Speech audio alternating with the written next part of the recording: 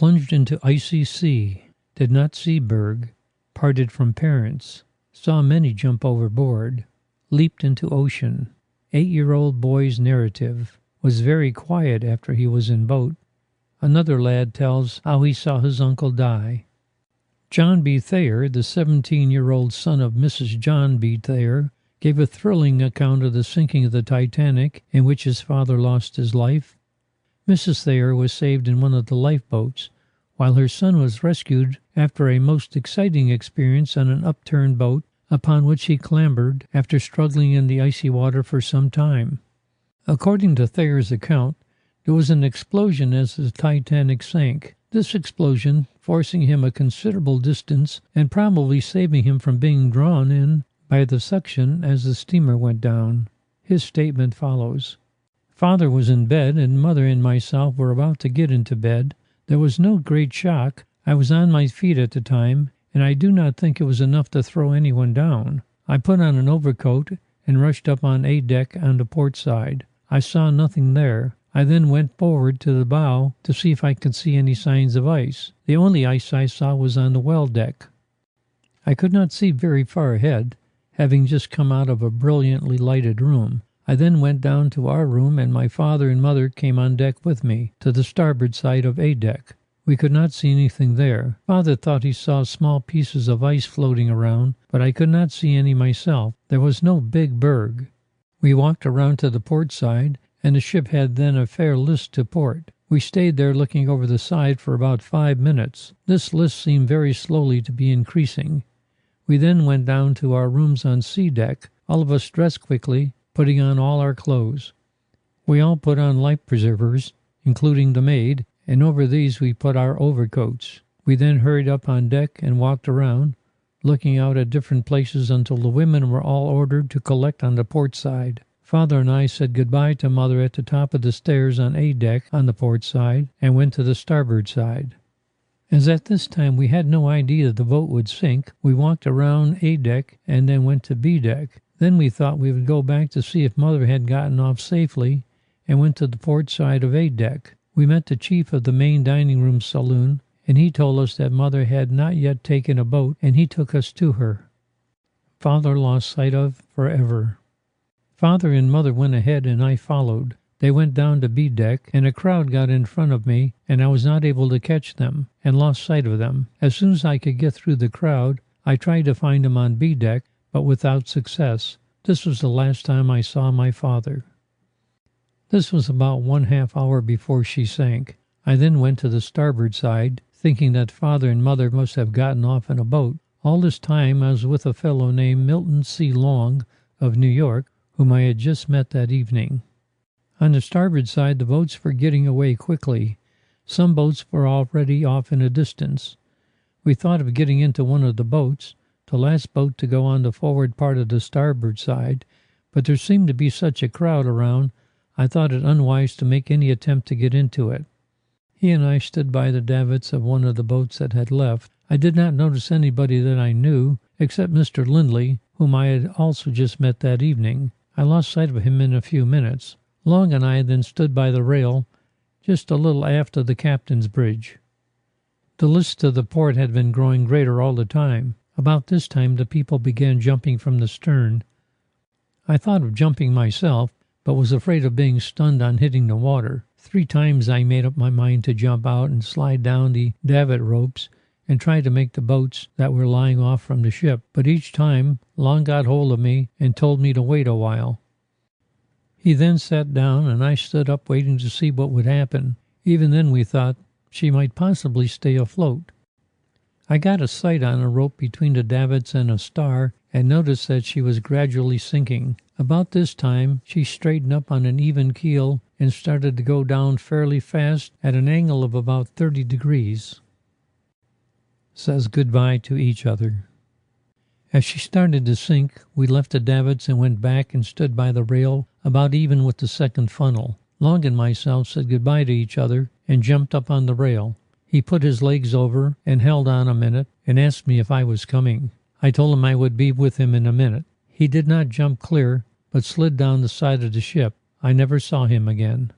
About 5 seconds after he jumped, I jumped out, feet first. I was clear of the ship, bent down, and as I came up, I was pushed away from the ship by some force. I came up facing the ship, and one of the funnels seemed to be lifted off and fell towards me, about 15 yards away, with a mass of sparks and steam coming out of it. I saw the ship in sort of a red glare, and it seemed to me that she broke in two just in front of the third funnel. At this time I was sucked down, and as I came up, I was pushed out again and twisted around by a large wave, coming up in the midst of a great deal of small wreckage. As I pushed it from around my head, my hand touched the cork fender of an overturned boat. I looked up, saw some men on the top, and asked them to give me a hand. One of them, who was a stoker, helped me up. In a short time, the bottom was covered with about 25 or 30 men. When I got on this, I was facing the ship. The stern then seemed to rise in the air and stopped at about an angle of 60 degrees. It seemed to hold there for a time, and then, with a hissing sound, it shot straight down out of sight, with people jumping from the stern. The stern either pivoted around towards our boat, or we were sucked towards it, and as we had only one oar, we could not keep away. There did not seem to be very much suction, and most of us managed to stay on the bottom of our boat. We were then right in the midst of fairly large wreckage, with people swimming all around us. The sea was very calm, and we kept the boat pretty steady, but every now and then a wave would wash over it. Sang a hymn, and said the Lord's Prayer. The assistant wireless operator was right next to me, holding on to me and kneeling in the water. We all sang a hymn and said the Lord's Prayer, and then waited for dawn to come. As often as we saw the other boats in the distance, we would yell, "Ship ahoy!" But they could not distinguish our cries from any others, so we all gave it up, thinking it useless. It was very cold, and none of us were able to move around to keep warm, the water washing over her almost all the time. Towards dawn, the wind sprang up, roughing up the water and making it difficult to keep the boat balanced. The wireless man raised our hopes a great deal by telling us that the Carpathia would be up in about 3 hours. About 3:30 or 4 o'clock, some men on our boat, on the bow, sighted her mast lights. I could not see them as I was sitting down with a man kneeling on my leg. He finally got up and I stood up. We had the second officer, Mr. Lightholler, on board. We had an officer's whistle and whistled for the boats in the distance to come up and take us off. It took about an hour and a half for the boats to draw near. 2 boats came up. The first took half and the other took the balance, including myself. We had a great difficulty about this time in balancing the boat, as the men would lean too far, but were all taken aboard the already crowded boat, and in about a half or 3/4 of an hour later, we were picked up by the Carpathia. I have noticed Second Officer Lightholler's statement that J.B. Thayer was on our overturned boat, which would give the impression that it was my father, when he really meant it was I, as he only learned my name in subsequent conversation on the Carpathia and did not know I was Junior. Little Arthur Olson, 8 years old, said that America was a pretty good place and that he was going to like it. Took care of him in the lifeboat. Arthur came to that conclusion because so many people had been good to him. First there was Fritzhoff Batson, one of the survivors, who took care of him in the lifeboat. Then Miss Jean Campbell gave him hot coffee and sandwiches and propped him comfortably against some clothing while she busied herself with others. Mrs. William K. Vanderbilt, Jr. next appeared with 2 nice big men, put him in a taxi with Miss Campbell, and sent him to a hot bath and bed at the Lisa Day Nursery, number 458 West 20th Street, New York. And the next morning Miss Florence Hayden taught him kindergarten songs and dances with her class. Later, Arthur's stepmother, Mrs. Esther Olson, of number 978 Hart Street, Brooklyn, appeared and clasped him in her arms. Her husband, Arthur's father, Charlie Olson, perished in the wreck. Mrs. Olson had never seen Arthur, because after Charlie Olson's first wife died in Trondheim, Norway, leaving the little baby Arthur, he had come to America, where he married again. A while ago, Olson crossed to see about the settlement of an estate and to bring his son home. He and the boy were in the steerage of the Titanic. Arthur is a sturdy, quiet-faced little chap with red hair, freckles, and a ready smile. He speaks only Norwegian, but Mrs. Olson translated for him when he told his story. "I was with Papa in the boat," said the youngster timidly, "and then something was the matter. Papa said I should hurry up and go into the boat and be a good boy. We had a friend, Fritzof Madsen, with us from our town, and he told me to go too.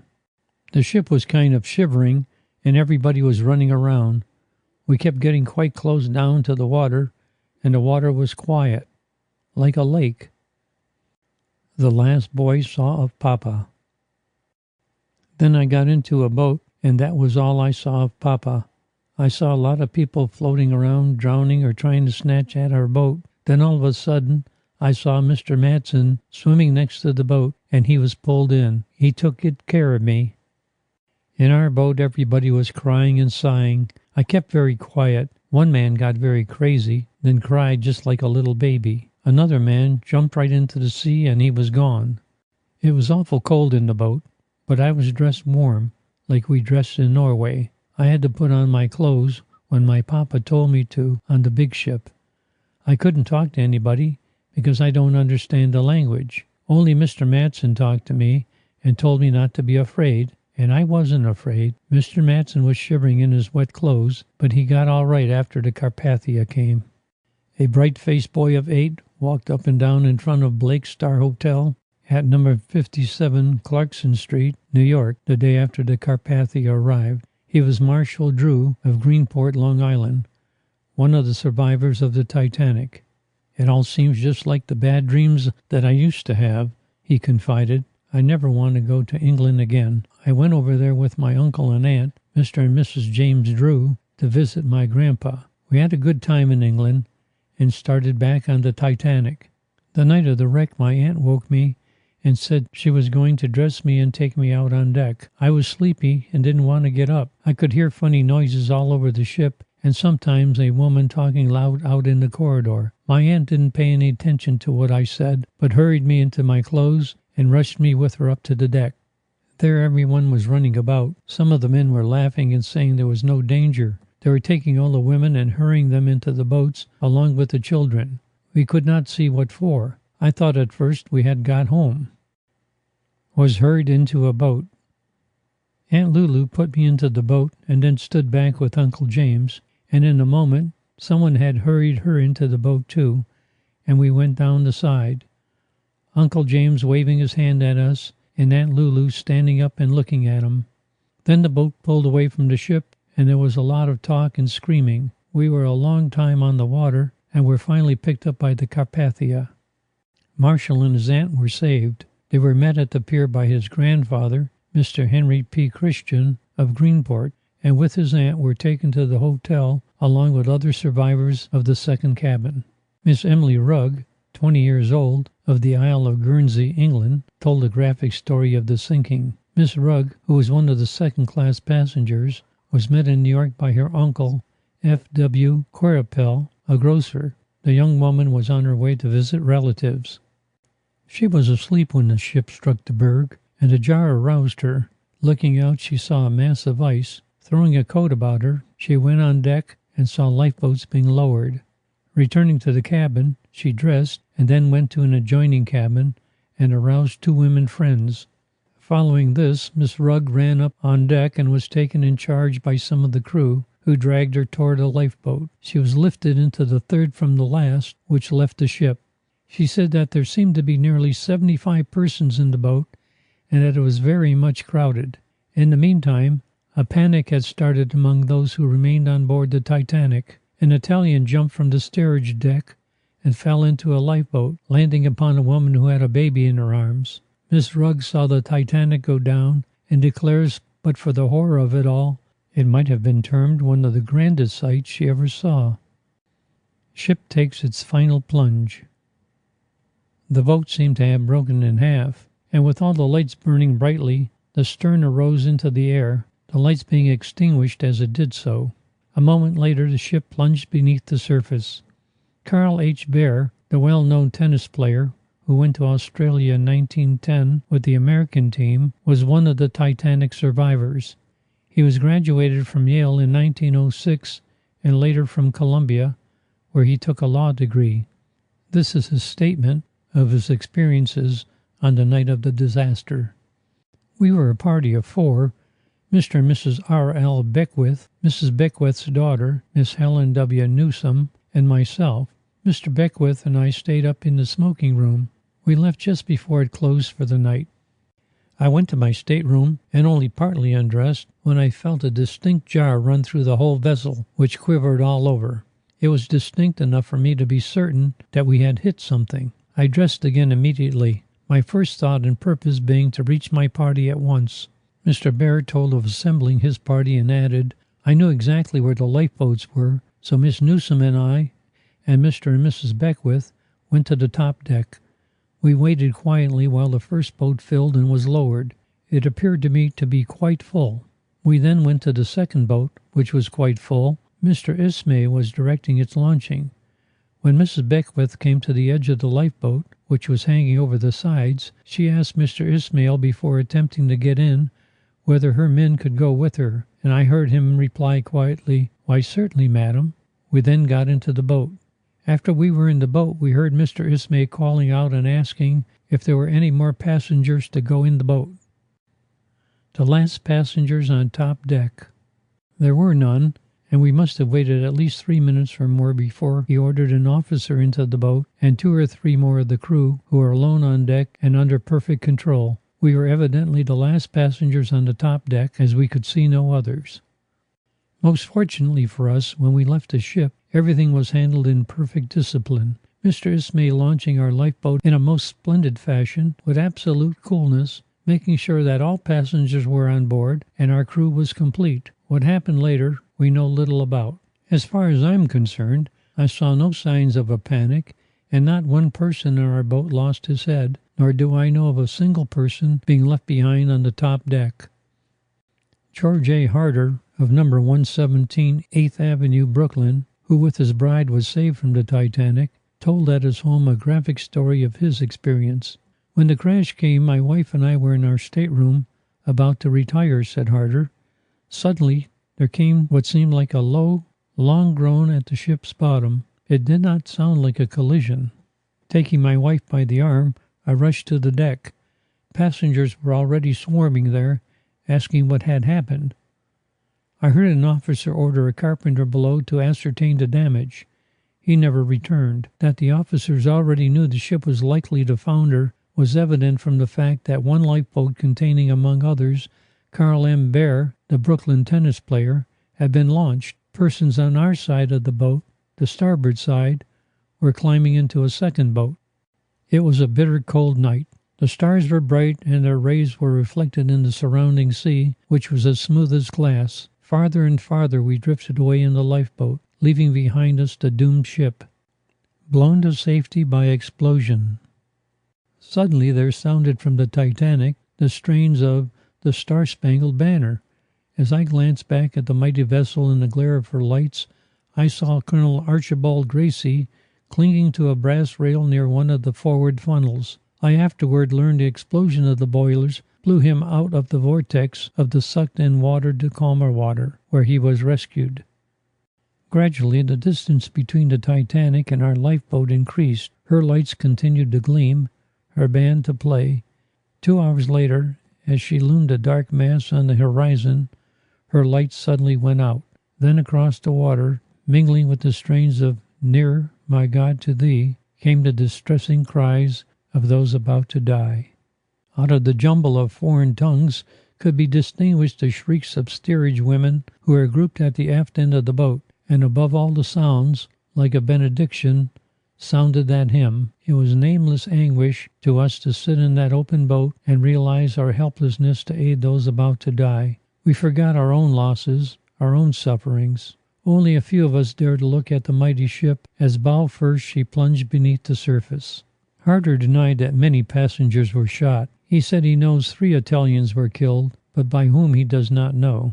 Police Magistrate Robert C. Cornell, whose wife and her 2 sisters, Mrs. Edward Appleton and Mrs. John Murray Brown of Denver, were among those rescued from the Titanic, told her story. Mrs. Cornell, said the magistrate, is of the same opinion as many others of the survivors, that many of the lifeboats left the side of the Titanic before they had nearly their capacity.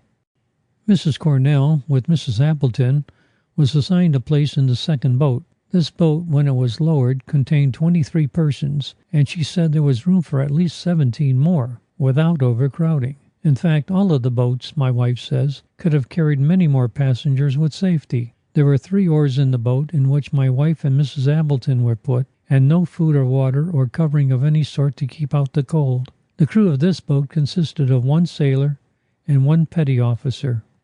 When the boat was lowered, an Italian was seen struggling in the water, and he was picked up. The 3 men then each took an oar and did the best they could. Mrs. Cornell and her sister, who have a slight knowledge of rowing, took turns at the oars, as did the other women in the boat, and after drifting about in the sea for about 4 hours, were picked up by the Carpathia. Miss Edith Evans, a niece of Mrs. Cornell, and her sisters were traveling with them, and she and Mrs. Brown were assigned to places in one of the boats, which left after the one in Mrs. Cornell and Mrs. Appleton were placed. When this boat was about to be lowered, it was found that it contained 1 more passenger than it could carry. Then the question came as to who should leave. Miss Evans, a handsome girl of 25, said to Mrs. Brown that she had children at home and should be the one to remain. Miss Evans left the boat, saying she would take a chance of getting in a boat later. End of section 15. Cunarder's race to Titanic's aid. Captain Rostrom's unvarnished but dramatic report. Knot in operator's shoelace saved hundreds of lives. Was about to retire, but slight delay enabled him to hear message. Icebergs defied in desperate rush. Before the Carpathia sailed once again on her sadly interrupted voyage to the Mediterranean, Captain A.H. Rostrom made public the report he has sent to the Cunard Company, telling an unvarnished tale of the rescue of the Titanic survivors. The report, written on the regular stationery of the Carpathia, reads, RMS Carpathia, April 19th, 1912. General Manager, Cunard Steamship Company, Limited, Liverpool. Sir, I beg to report that at 12:34 a.m. on the 15th of this month, I was informed of urgent distress message from Titanic with her position.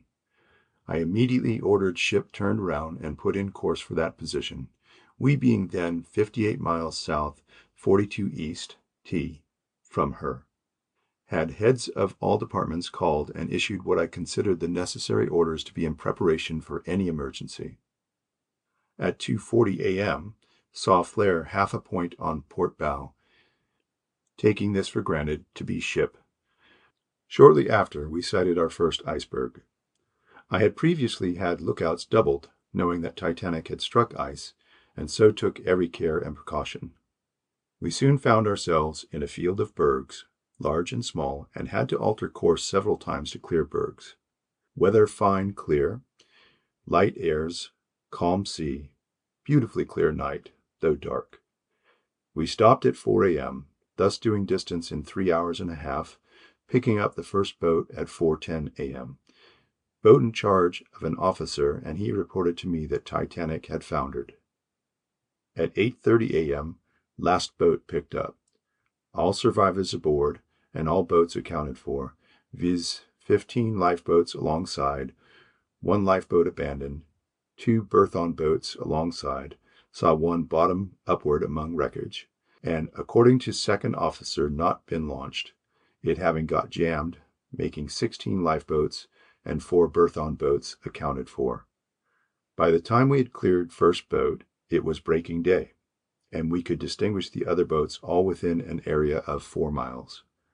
We also saw that we were surrounded by icebergs, large and small, and 3 miles to the northwest of us, a huge field of drift ice with large and small bergs in it, the ice field trending from northwest round by west and south to southeast, as far as we could see either way.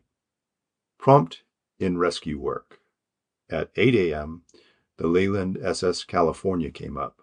I gave him the principal news and asked him to search, and I would proceed to New York. At 8:50, proceeded full speed. While searching over vicinity of disaster, and while we were getting people aboard, I gave orders to get spare hands along and swing in all our boats, disconnect the falls, and hoist us as many Titanic boats as possible in our davits. Also, get some on forecastle deck by derricks. We got 13 lifeboats, 6 on forward deck, and 7 in davits. After getting all survivors aboard, and while searching, I got a clergyman to offer a short prayer of thankfulness for those saved, and also a short burial service for those lost. Before deciding definitely where to make for, I conferred with Mr. Ismay, and though he told me to do what I thought best, I informed him. Taking everything into consideration, I considered New York best. I knew we should require more provisions, clean linen, blankets, and so forth, even if we went to the Azores. As most of the passengers saved were women and children, and they were very hysterical, and not knowing what medical attention they might require, thought it best to go to New York. Also thought it would be better for Mr. Ismay to get to New York or England as soon as possible, and knowing that I should be out of wireless communication with anything very soon if I proceeded to the Azores. Again, passengers were all hysterical about ice, and pointed out to Mr. Ismay the possibility of seeing ice if we went to Halifax. Then I knew from the gravity of the disaster that it would be desirable to keep in touch with land stations all we could. The majority of the women lose their husbands. I am pleased to say that all survivors have been very plucky. The majority of the women, first, second, and third classes, lost their husbands, and, considering all, have been wonderfully well. Tuesday, our doctor reported all survivors physically well. Our first-class passengers have behaved splendidly, giving up the cabins quite voluntarily and supplying the ladies with clothes and so forth.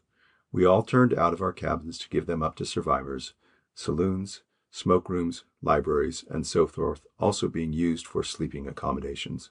Our crew also turned out to let the crew of the Titanic take their quarters. I am pleased to state that, owing to the preparations made for the comfort of the survivors, none are the worse for exposure and so forth. I beg to specially mention how willingly and cheerfully the whole of the ship's company have behaved throughout, receiving the highest praise from everybody, and I can assure you that I am very proud to have such a ship's company under my command. We have experienced very great difficulty in transmitting news, also names of survivors. Our wireless is very poor, and again, we have had so many interruptions from other ships and also messages from shore, principally press, which we ignored. I gave instructions to send first all official messages, then names of passengers, then survivors' private messages, and the last press messages, as I considered the 3 first items most important and necessary. We had haze early Tuesday morning for several hours. Again, more or less all Wednesday from 5:30 a.m. to 5 p.m. Strong south-southwesterly winds and clear weather Tuesday with moderate rough sea. Bearing the survivors of the ill-fated Titanic, and with them the first detailed news of the most terrible catastrophe of the sea, the steamship Carpathia, vessel of woe, bore up through the narrows of the harbor of New York and tied up at Cunard Pier, whence it had sailed less than a week before. Like a funeral ship. Silently as a funeral ship, the Carpathia sped. Passengers and crew lined the upper decks. From portholes peered the faces of scores, but no cheer such as usually comes at the end of a cruise was heard. The lights shone brilliantly from every port and from the upper decks, but the big vessel moved silently, almost spectral in its appearance. There was all the speed at the vessel's command in its approach. Moving in from the open sea, the liner turns its prow up the channel toward the spot where the reflection in the sky showed the presence of the great city. At full speed, she bore northward between the twinkling lights on shore. There were sick on board, and their condition did not permit of delay. To the dismal souls on board, the weather must have seemed peculiarly fitting. All day the vessels had raced before half a gale, which beat fiercely against her prow as her course was changing northward. The rain fell heavily, and was blown in gusts that defied protecting shelter. Spray flew from the waves and was thrown in showers as high as the top of the huge bulwarks. Such good headway had the Carpathia made, that she docked fully 2 hours before it had been expected. All day heavy fog had hung over the lower bay, and it was reported that the weather was heavy and thick outside. Officers of the Cunard and White Star lines, from their offices on Lower Broadway, informed the anxious hundreds who appealed for information that the boat would not be in until probably 1 or 2 o'clock in the morning. Tug skippers, shipping men, and the weather-wise made wagers among themselves over the time the Carpathia would arrive. There were many who predicted confidently that the sorrow-laden liner would not be able to come up the channel before the dawn. Carpathia's welcome return. At 6 o'clock in the morning, the wireless flashed to the shore that the Carpathia was abreast of the Nantucket Lightship. This is 187 miles from Ambrose Light at the entrance to the channel. The Carpathia is rated as a 13-knot boat, and it was not believed port would be reached until at least 11 o'clock at night. But a favorable wind beat upon the ship that was bringing home the grief-stricken women who had sailed so joyously on the Titanic. The gale that beat the waves also hurried the ship on the last leg to port. It seemed that Captain Rostrum, in command, anticipating possibly that fog might make dangerous a trip up the channel in the night, had wished to avoid the scores of tugs that he knew would be sent to meet him. In consequence, the first word that came from Fire Island Light was vague and uncertain. They knew only that a great vessel, lighted from stem to stern, was approaching the harbor, but whether it was the Carpathia, the Mauretania, or some other liner could not be ascertained. But when the vessel came opposite Ambrose Light, there was no longer any doubt. From Sandy Hook to Quarantine, and to all the stations up the channel, the word was flashed that the Carpathia was coming. From the Battery to the Bronx, the news spread and sent thousands hurrying towards the great Cunard docks. Then the tugs began snorting and steaming as they pushed the large hulk around in midstream. Slowly she yielded until headed straight towards the slip. The slow process was accomplished while a dozen other tugs pressed their noses against the sides, and those on board tried vainly to get some connected descriptions of the great catastrophe that stunned the peoples of 2 continents. Their efforts were largely futile. The passengers were too far away for their voices to carry well. The crew, acting under instructions, which, rightly or wrongly, have been credited by persons here to the desires of J. Bruce Ismay, the White Star Line chief, who escaped in one of the boats from the Titanic, refused to give any information they may have procured. While the ship was being docked, the photographers on the tugs were active. Flash after flash shot across the water as the cameramen took their pictures. Finally, the Carpathia was fast at her dock, and the gangways were lowered to let the sorrow-laden survivors ashore to receive the welcome that awaited them. End of chapter 16. The story of how Mrs. Isidore Straus, wife of the New York merchant, met death with her husband on the Titanic, rather than be separated from him, was rendered complete when Miss Ellen Bird, maid to Mrs. Straus, told how the self-sacrifice of Mrs. Straus made it possible for her to escape a watery grave.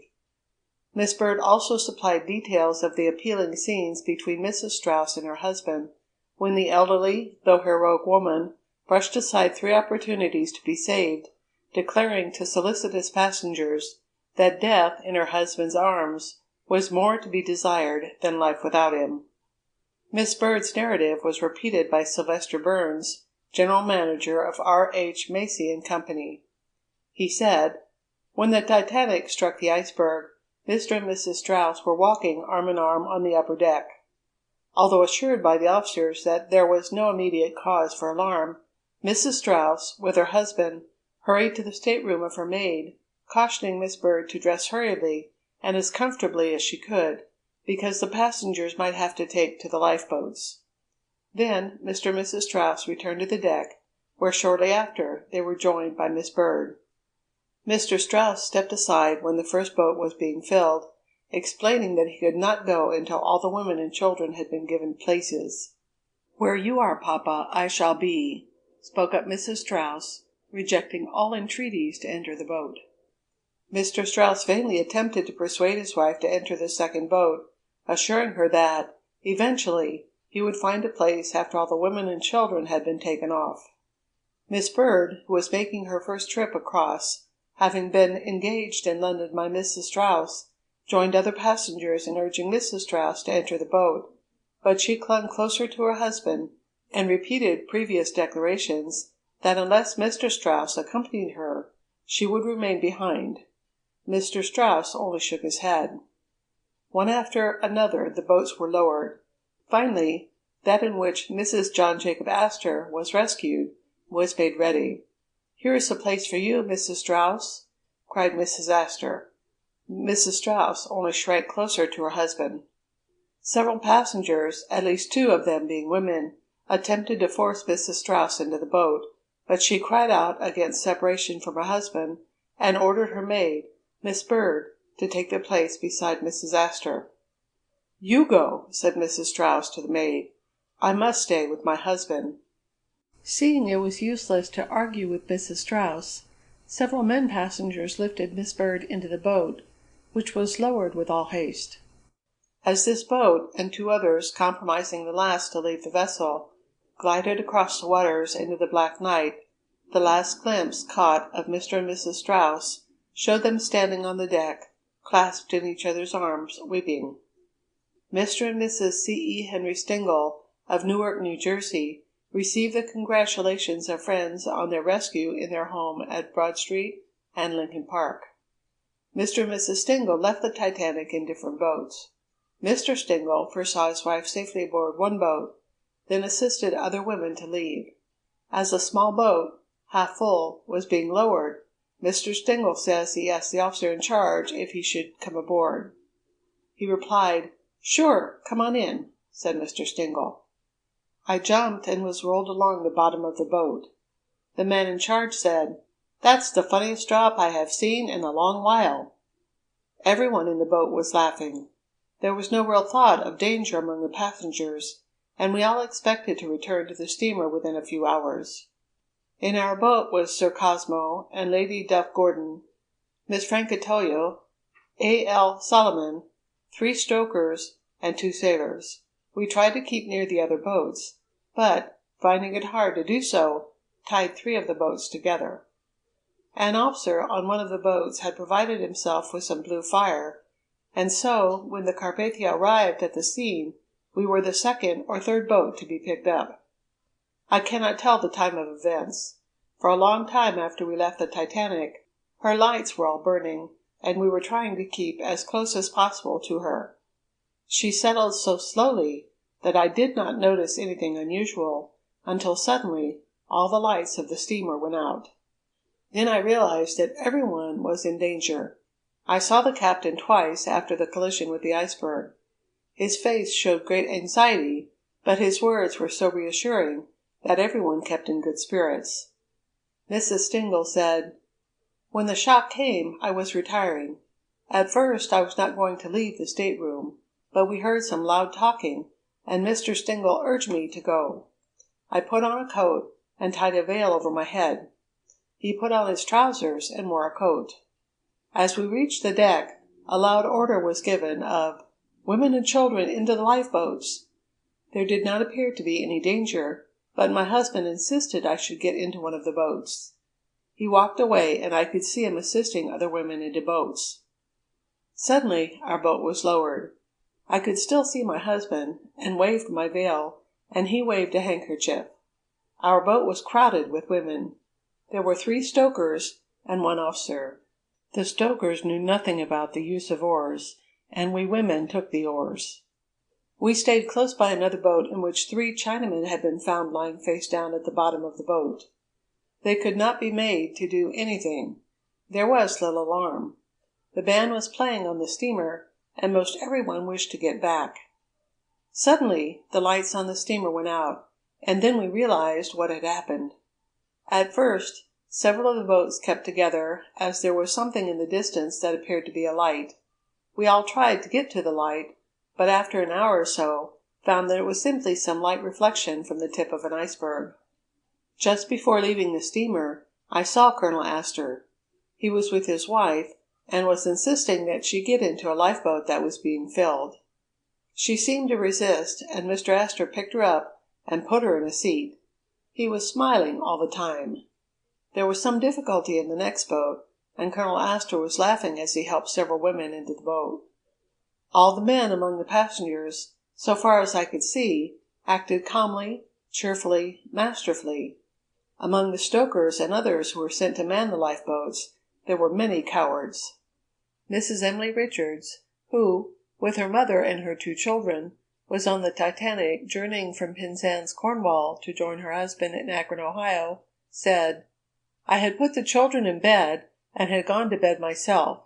We had been making good time all day, the ship rushing through the sea at a tremendous rate, and the air on deck was cold and crisp.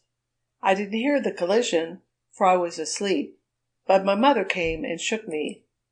'There is surely danger,' said Mamma. 'Something has gone wrong.' So we put on our slippers and outside coats, and got the children into theirs and went on deck. We had on our nightgowns under our coats. As we went up the stairway, someone was shouting down in a calm voice, 'Everybody put on their life preservers before coming on deck.' We went back and put them on, assuring each other that it was nothing. When we got on deck, we were told to pass through the dining room to a ladder that was placed against the side of the cabins and led to the upper deck. We were put through the portholes into the boats, and the boat I was in had a foot of water in it. As soon as we were in, we were told to sit down on the bottom. In that position, we were so low that we could not see out over the gunwale. Once the boat had started away, some of the women stood up, and the seamen, with their hands full with the oars, simply put their feet on them and forced them back into the sitting position.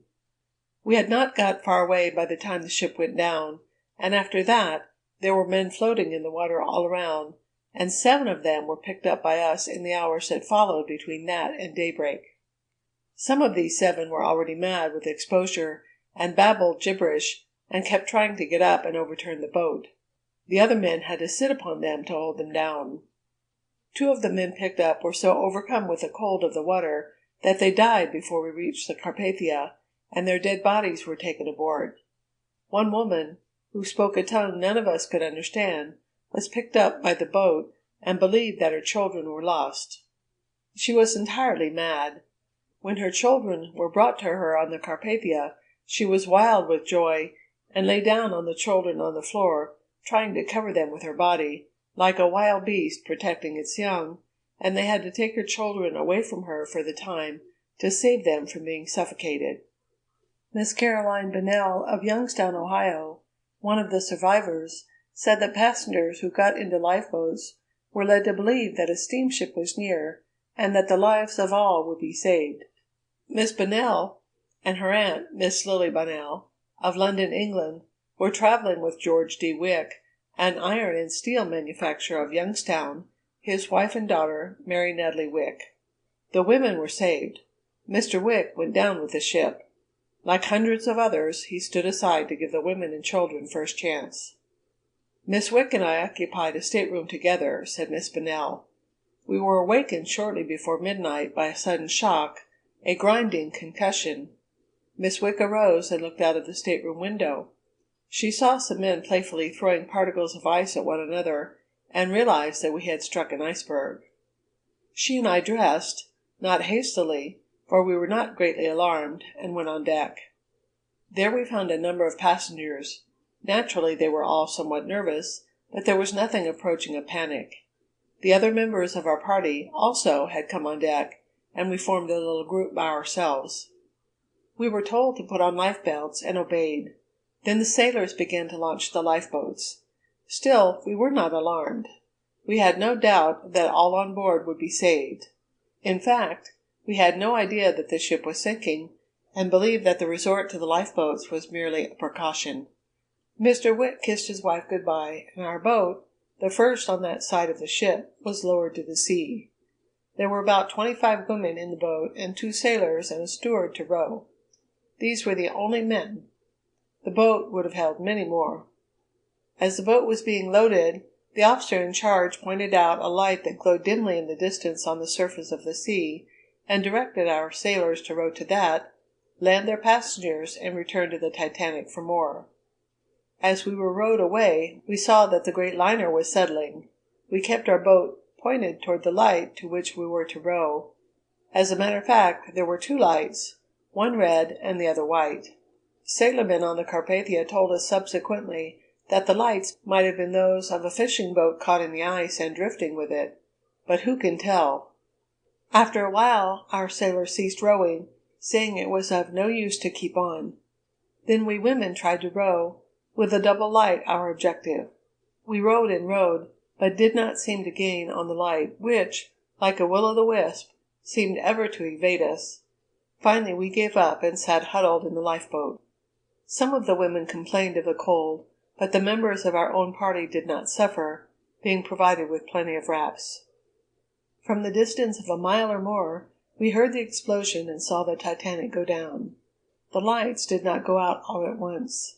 As the ship slowly settled, the rows of lights, one after another, winked out, disappearing beneath the surface. Finally, the ship plunged down, bow first, and the stern slipped beneath the waves. Even then, we had hoped that all on board might be saved. It was only after we had been taken aboard the Carpathia, and somehow few of us there were compared with the great company aboard the Titanic, that we got the first glimmer of the appalling reality. "I never dreamed that it was serious," said Alfred White, one of the two oilers from the engine room who was saved by being picked up. "I was on the whale deck in the bow calling the watch that was to relieve me when the ice first came aboard. It was a black berg that we struck. That is, it was composed of black ice. It could not be seen at all at night. The striking opened seams below the waterline, but did not even scratch the paint above the line. I know that because I was one of those who helped make an examination over the side with a lantern. I went down into the light engine room, where my station was, at 12:40 o'clock. We even made coffee, showing that there wasn't much thought of danger. An hour later I was still working around the light engines. I heard the chief engineer tell one of his subordinates that No. 6 bulkhead had given away. At that time things began to look bad, for the Titanic was far down by the bow. I was told to go up and see how things were going, and made my way up through the dummy funnel to the bridge deck. By that time all the boats had left the ship, and yet everyone in the engine room was at his post. I was near the captain and heard him say, "Well, boys, I guess it's every man for himself now." I slipped down some loose boat falls and dropped into the water. There was a boat not far away, which later picked me up. There were 5 firemen in her as the crew, 49 women and 16 children. There was no officer. During the 6 hours we were afloat, we were near what we boys later called the Millionaire's Boat.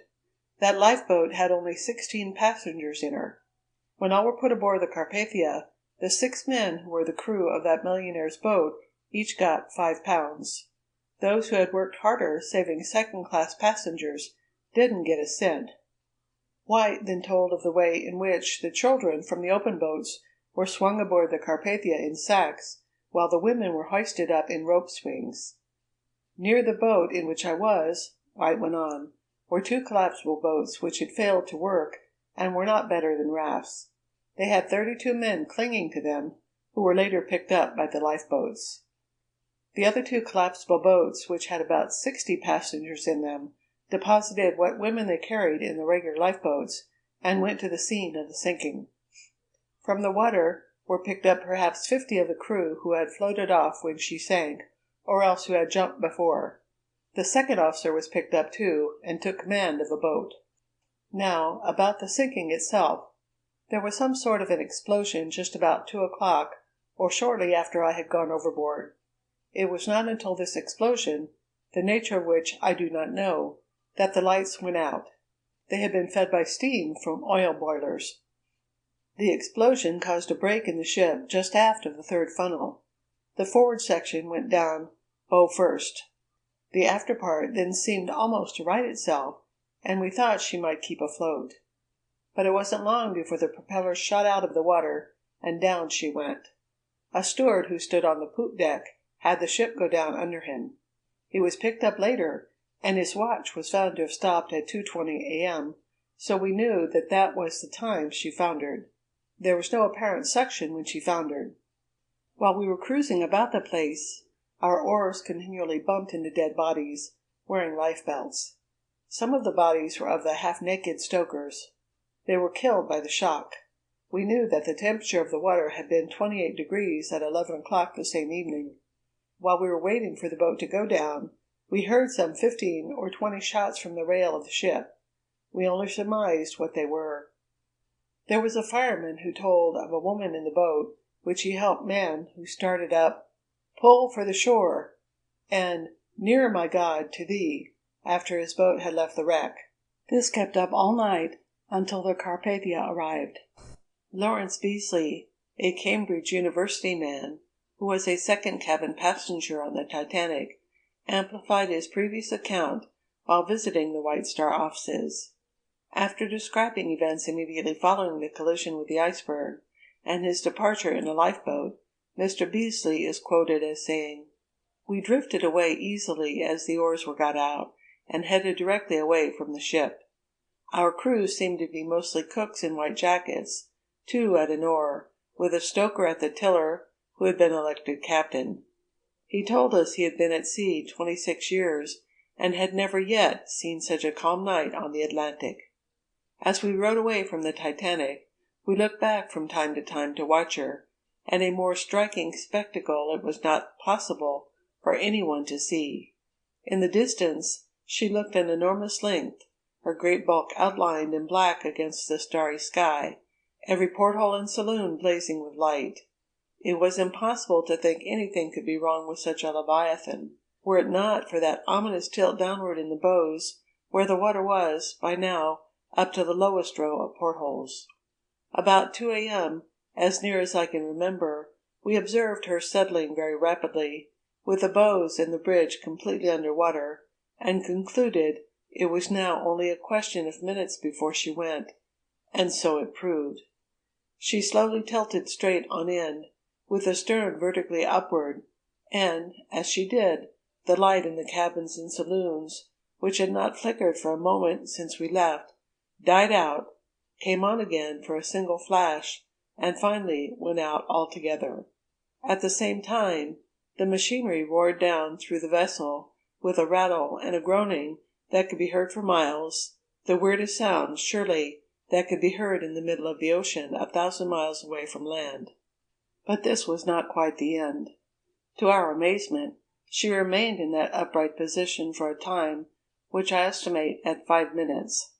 Others in the boat say less, but it was certainly some minutes, while we watched at least 150 feet of the Titanic towering up above the level of the sea and looming black against the sky. Then, with a quiet, slanting dive, she disappeared beneath the waters. And there was left to us the gently heaving sea.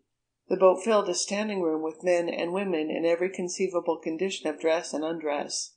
Above, the perfect sky of brilliant stars, with not a cloud in the sky, all tempered with a bitter cold that made us all long to be one of the crew who toiled away with the oars and kept themselves warm thereby.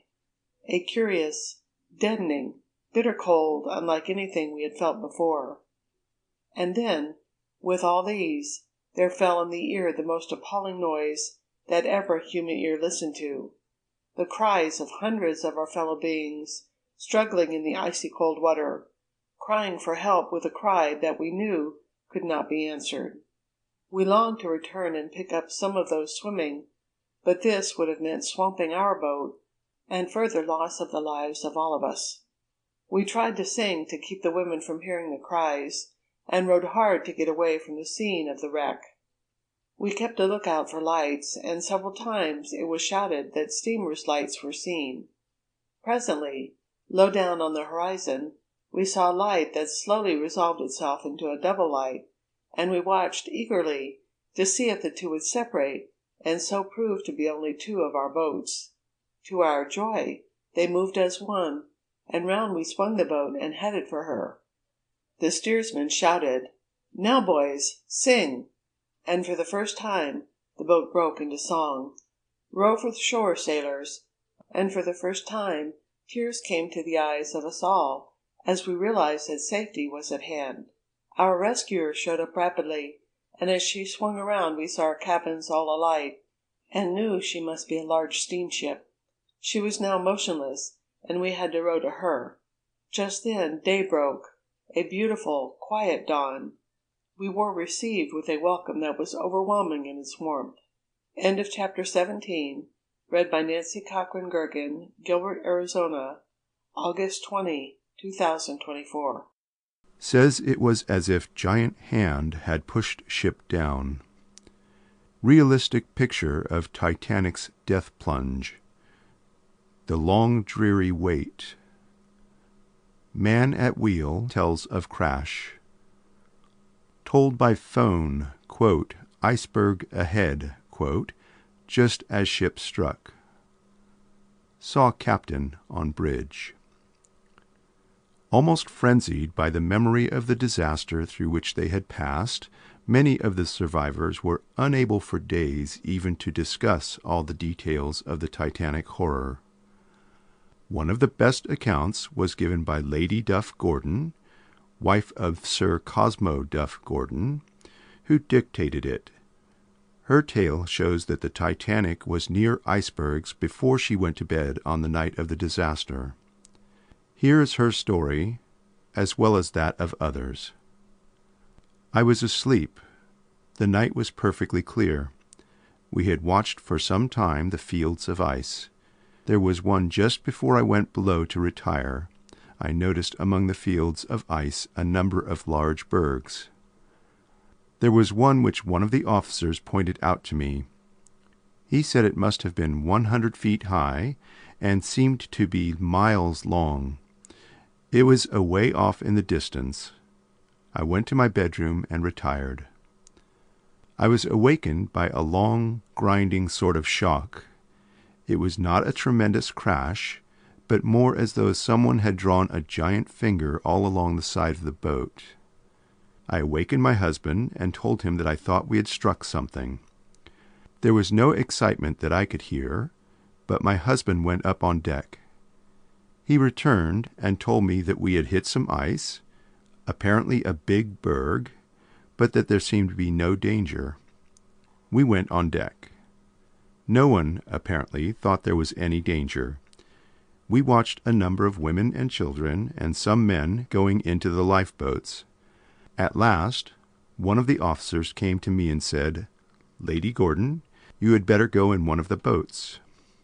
I said to my husband, "Well, we might as well take the boat, although I think it will be only a little pleasure excursion until morning."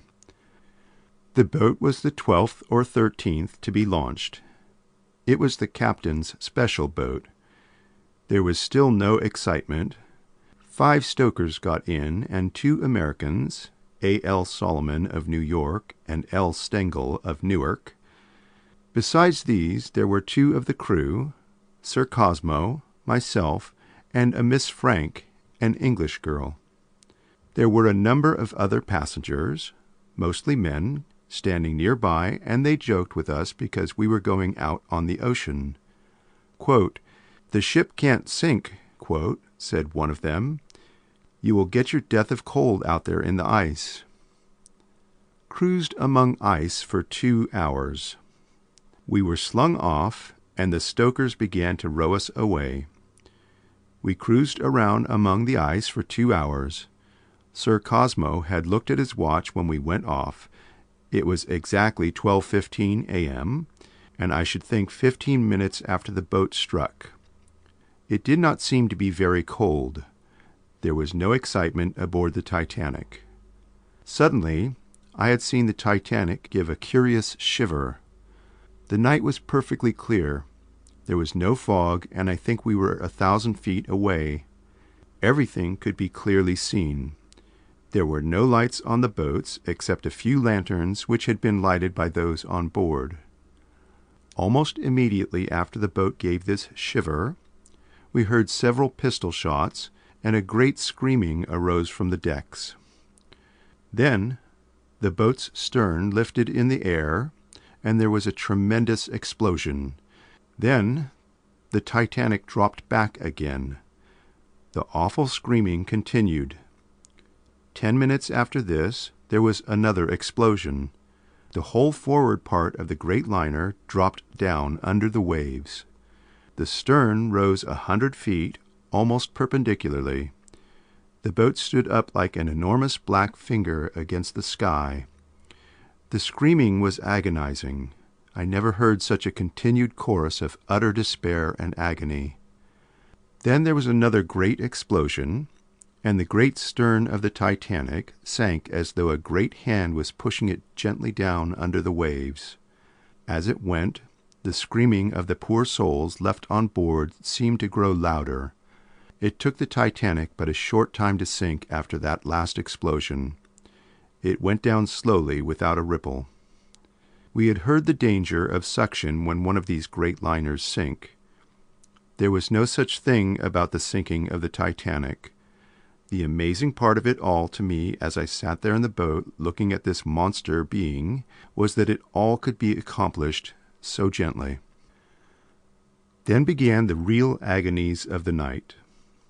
Up to that time, no one in our boat, and I imagine no one in any of the other boats, had really thought that the Titanic was going to sink.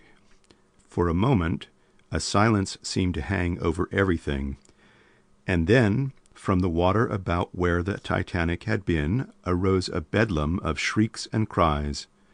There were women and men clinging to the bits of wreckage in the icy water. An awful chorus of shrieks. It was at least an hour before the last shrieks died out. I remember next, the very last cry was that of a man who had been calling loudly, "My God! My God!" He cried monotonously, in a dull, hopeless way. For an entire hour there had been an awful chorus of shrieks, gradually dying into a hopeless moan, until this last cry that I spoke of. Then all was silent. When the awful silence came, we waited gloomily in the boats throughout the rest of the night. At last morning came. On one side of us was the ice floes and the big bergs, and on the other side we were horrified to see a school of tremendous whales. Then, as the mist lifted, we caught sight of the Carpathia looming up in the distance and headed straight for us. We were too numbed by the cold and horror of that awful night to cheer or even utter a sound. We just gazed at one another and remained speechless. Indeed, there seemed to be no one among us who cared much what happened. Those in the other boats seemed to have suffered more than we had. We, it seemed, had been miraculously lucky. In one of the boats was a woman whose clothing was frozen to her body. The men on the Carpathia had to chop it off before she could be taken to a warm room. Several of the stokers and sailors who had manned the boats had been frozen to death, and they lay stiff and lifeless in the bottom of the boats, while the women and children were lifted to the Carpathia. I did not see Captain Smith after I was pulled into the small boat, but others told me that when the Titanic went down, Captain Smith was seen swimming in the icy water. He picked up a baby that was floating on a mass of wreckage and swam with it to one of the small boats. He lifted the baby into the boat, but the child was dead.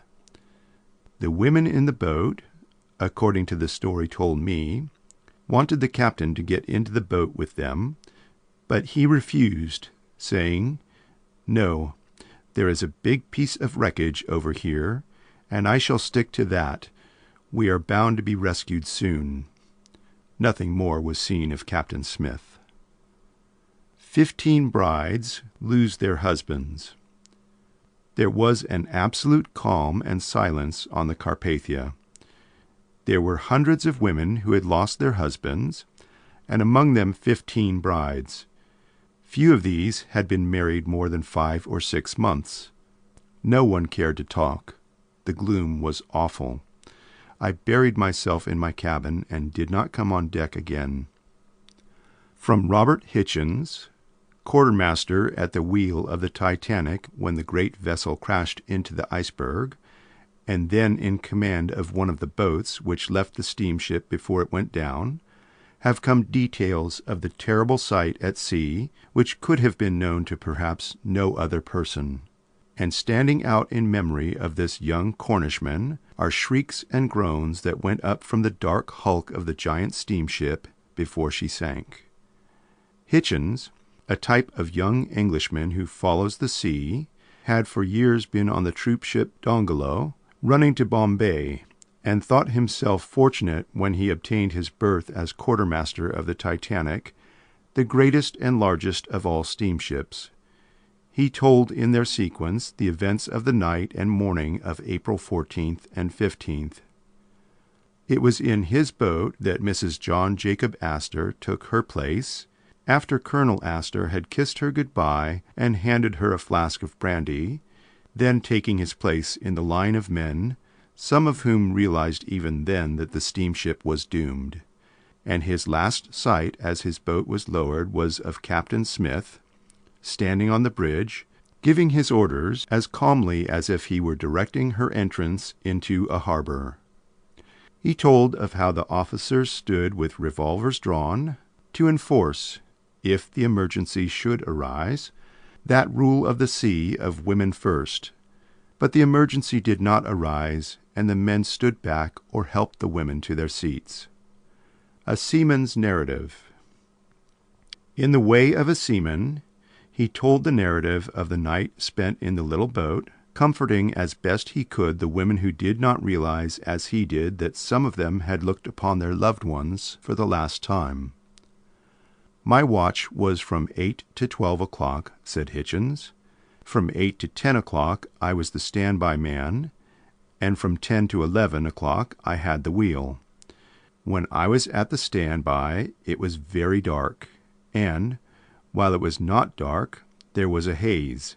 I cannot say about the weather conditions after 10 o'clock, for I went into the wheelhouse, which is enclosed. The second officer was the junior watch officer from 8 to 10 o'clock, and at 8 o'clock he sent me to the carpenter with orders for him to look after the fresh water, as it was going to freeze. The thermometer then read 31.5 degrees, but so far as could be seen, there was no ice in sight. The next order was from the second officer for the deck engineer to turn the steam on in the wheelhouse, as it was getting much colder. Then the second officer, Mr. Lotheller, told me to telephone the lookout in the crow's nest. "Tell them," he said, "to keep a sharp and strict lookout for small ice until daylight, and to pass the word along to the other lookout men." I took the wheel at 10 o'clock, and Mr. Murdoch, the first officer, took the watch. It was 20 minutes to 12, and I was steering, when there were 3 gongs from the lookout, which indicated that some object was ahead. Almost instantly, it could not have been more than 4 or 5 seconds, when the lookout men called down on the telephone, "Iceberg ahead!" Hardly had the words come to me when there was a crash. I ain't likely to forget, sir, how the crash came.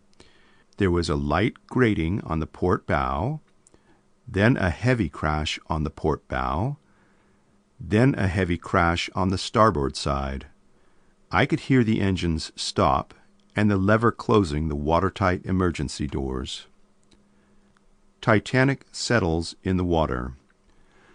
Mr. Murdoch was the senior officer of the watch, and with him on the bridge were Mr. Buxtall, the 4th officer, and Mr. Moody, the 6th officer.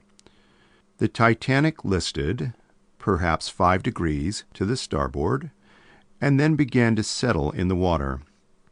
I stood at attention at the wheel from the time of the crash until 20 minutes after 12, and had no chance to see what the captain did. Mrs. Potter, Mrs. Earnshaw, and Mrs. Stevenson had spoken freely of the accident to the conductor of the train which took them home. Quote, "From the descriptions of the scene that followed the accident given to me by the 3 ladies," said the conductor, "it seems utterly impossible to tell adequately of the suffering and hardship brought about by the catastrophe. It all happened so suddenly, without a moment to make the least preparation.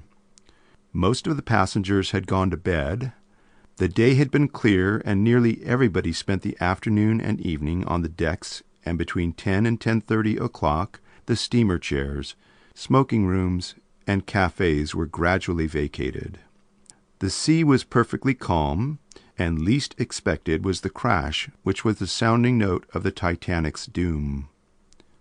Quote, "I was in the first lifeboat that was lowered," Mrs. Potter told me.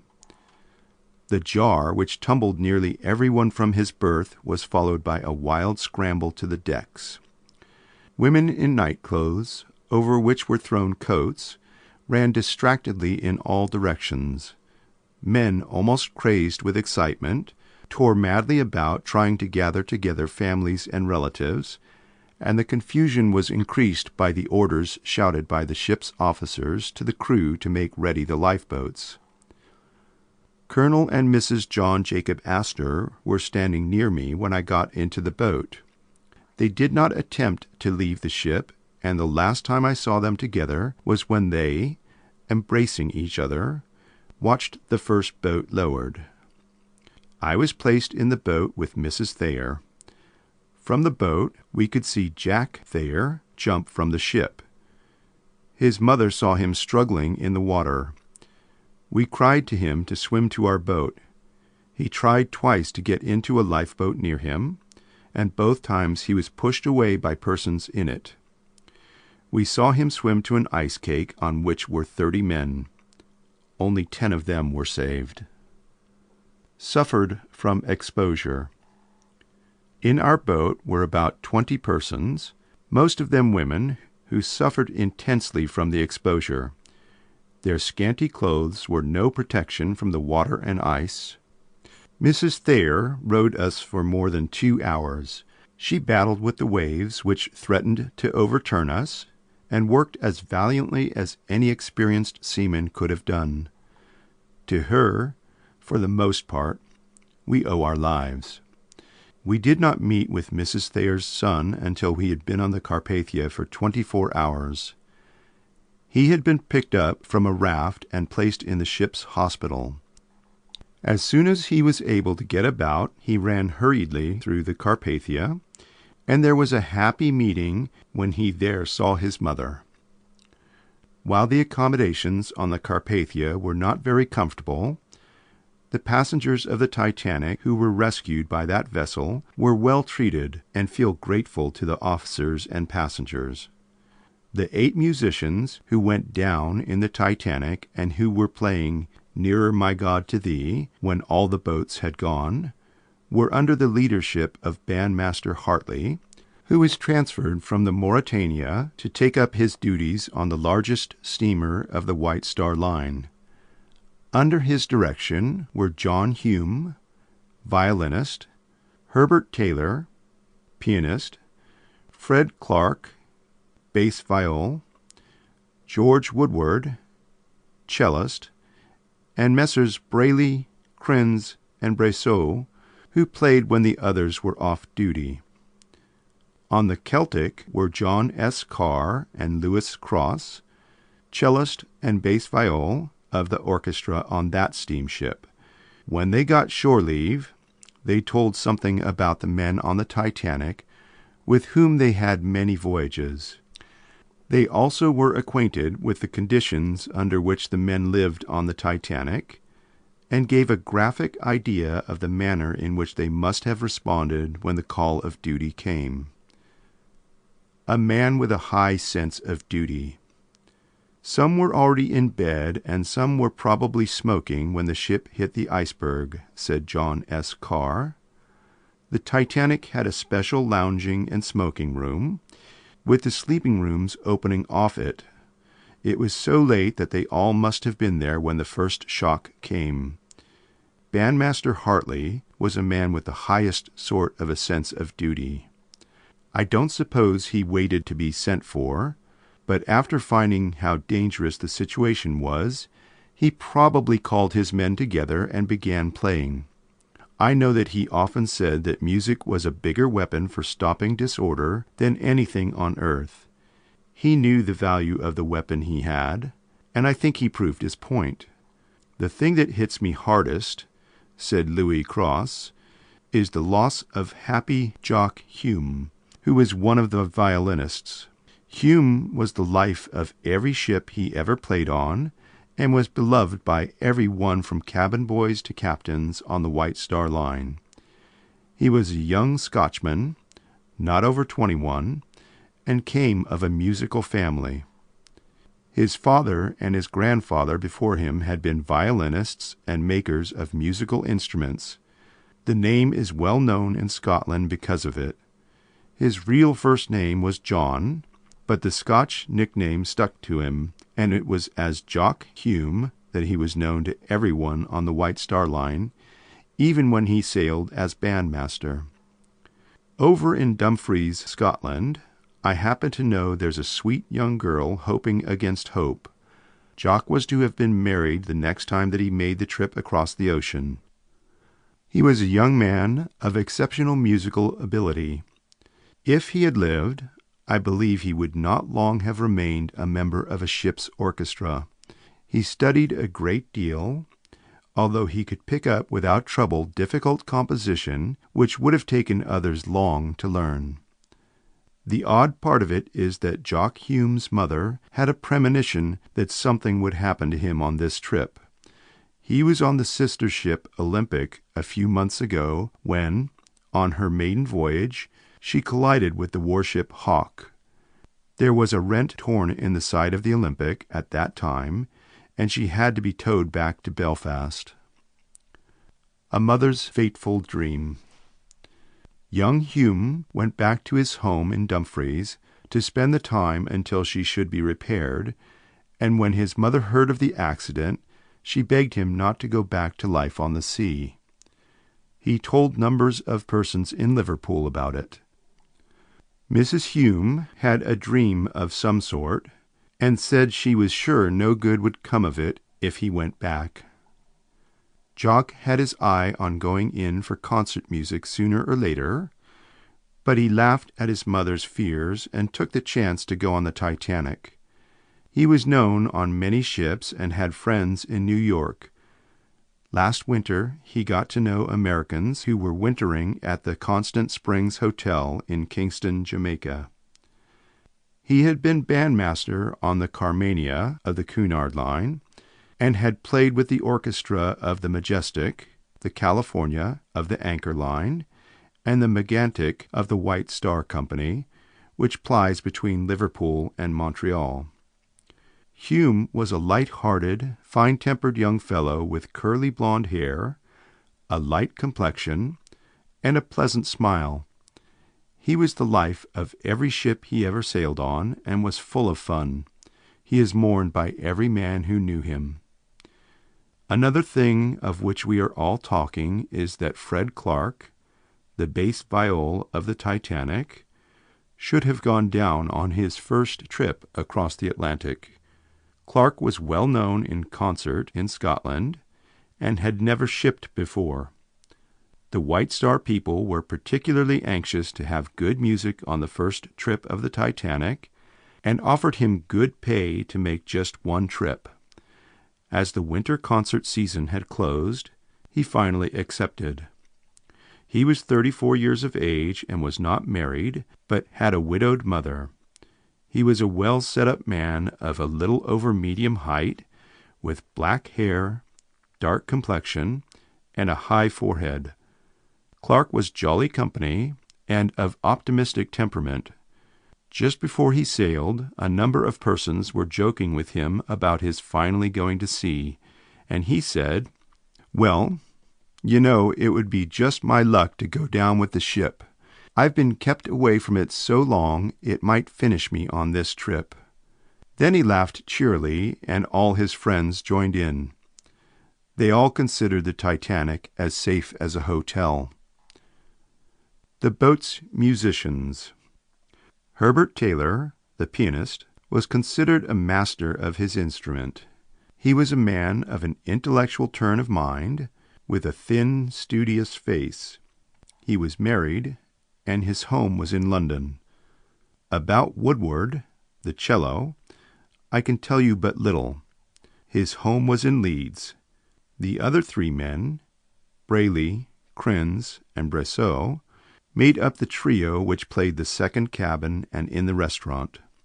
They had been playing together for some time, but neither Carr nor myself shipped with them on any voyage.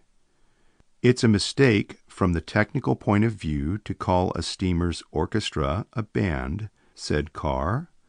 The term is a survival of the days when they really had a brass band on board.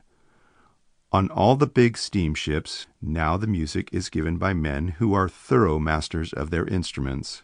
The Titanic orchestra was considered one of the finest which was ever boated when the ship put out from the other side, and I think the way the men finished up showed that they had about as good stuff inside as any who went down in the Atlantic.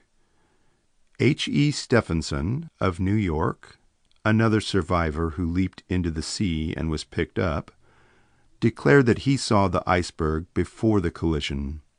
Quote, "It seemed to me that the berg, a mile away, I should say, was about 80 feet out of the water. The ice that showed clear of the water was not what we struck. After the collision, I saw ice all over the sea. When we hit the berg, we seemed to slide up on it. I could feel the boat jumping and pounding, and I realized that we were on the ice, but I thought we would weather it. I saw the captain only once after the collision.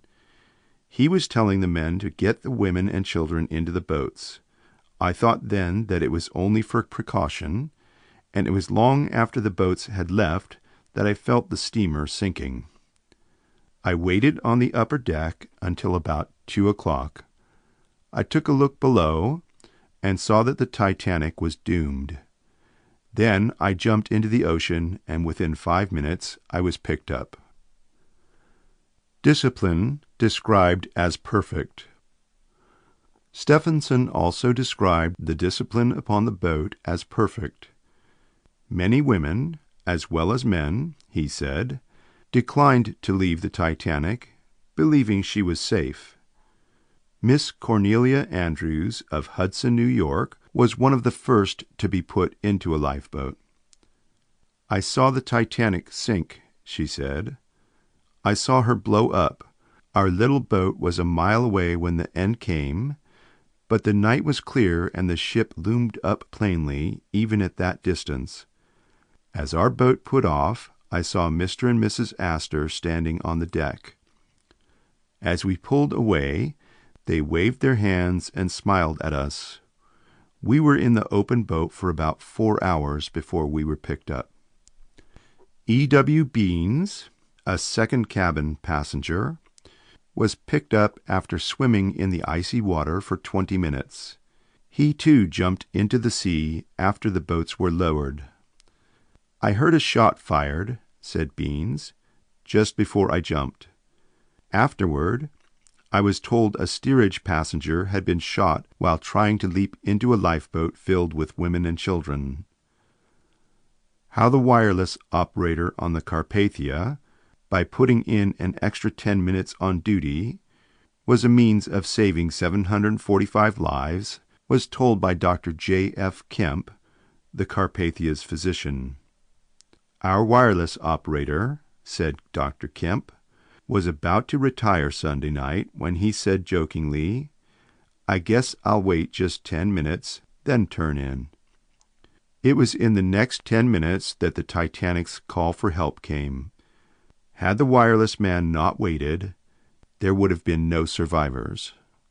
The iceberg that sank the Titanic looked to be as big as the Rock of Gibraltar," said Thomas Brown, one of the stewards of the Carpathia, in describing what he saw when the crew of his ship picked up the survivors from the Titanic.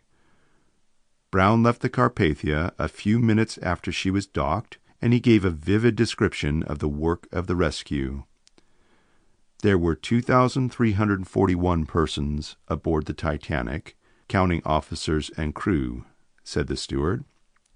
710 persons were saved, so the list of those who drowned numbers 1,631 persons. A clear SOS signal. I had turned in for the night when Maine, our wireless operator, caught the SOS signal of distress. He told me it was the clearest signal of any sort he ever received. The minute he got the message, he hastened to Captain Rostrom and said, "Captain, the Titanic is sinking. She struck an iceberg." Captain Rostrom did not believe it. "Here it comes again, Captain," said the operator. That was all the captain needed to get our crew into action. He sounded the bell for the watchman and sent him to order all hands on deck.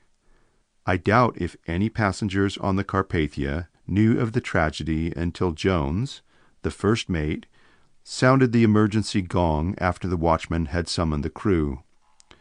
A few minutes after we got the signal for help, we were ready for action. The SOS reached us shortly after midnight. We were then 56 miles away from the Titanic. Our engineer turned about and put on full speed, and we reached the Titanic about 3:30 o'clock Monday morning. While the Carpathia was speeding towards the doomed ship, Captain Rostrom summoned the higher officers together and said he would hold every man responsible for the work assigned to him. He told Maine to answer the Titanic and tell Captain Smith that we were making for his ship, full steam ahead. Phillips, the operators of the Titanic, evidently did not get our reply, or if he did receive it, he could not answer us in any way. Captain Rostrom told Mrs. Smith, the stewardess, to prepare for any emergency. He told me to get coffee, sandwiches, and other food ready for the survivors. On our way to the Titanic, the captain went below and told the engineer that he must get to the Titanic before she sank. I doubt if Captain Rostrom ever got as much speed out of the Carpathia as he did on the way to the Titanic. Long before the Carpathia got near the scene of the wreck, our boats were ready to be lowered into the water. Promptness in handling lifeboats.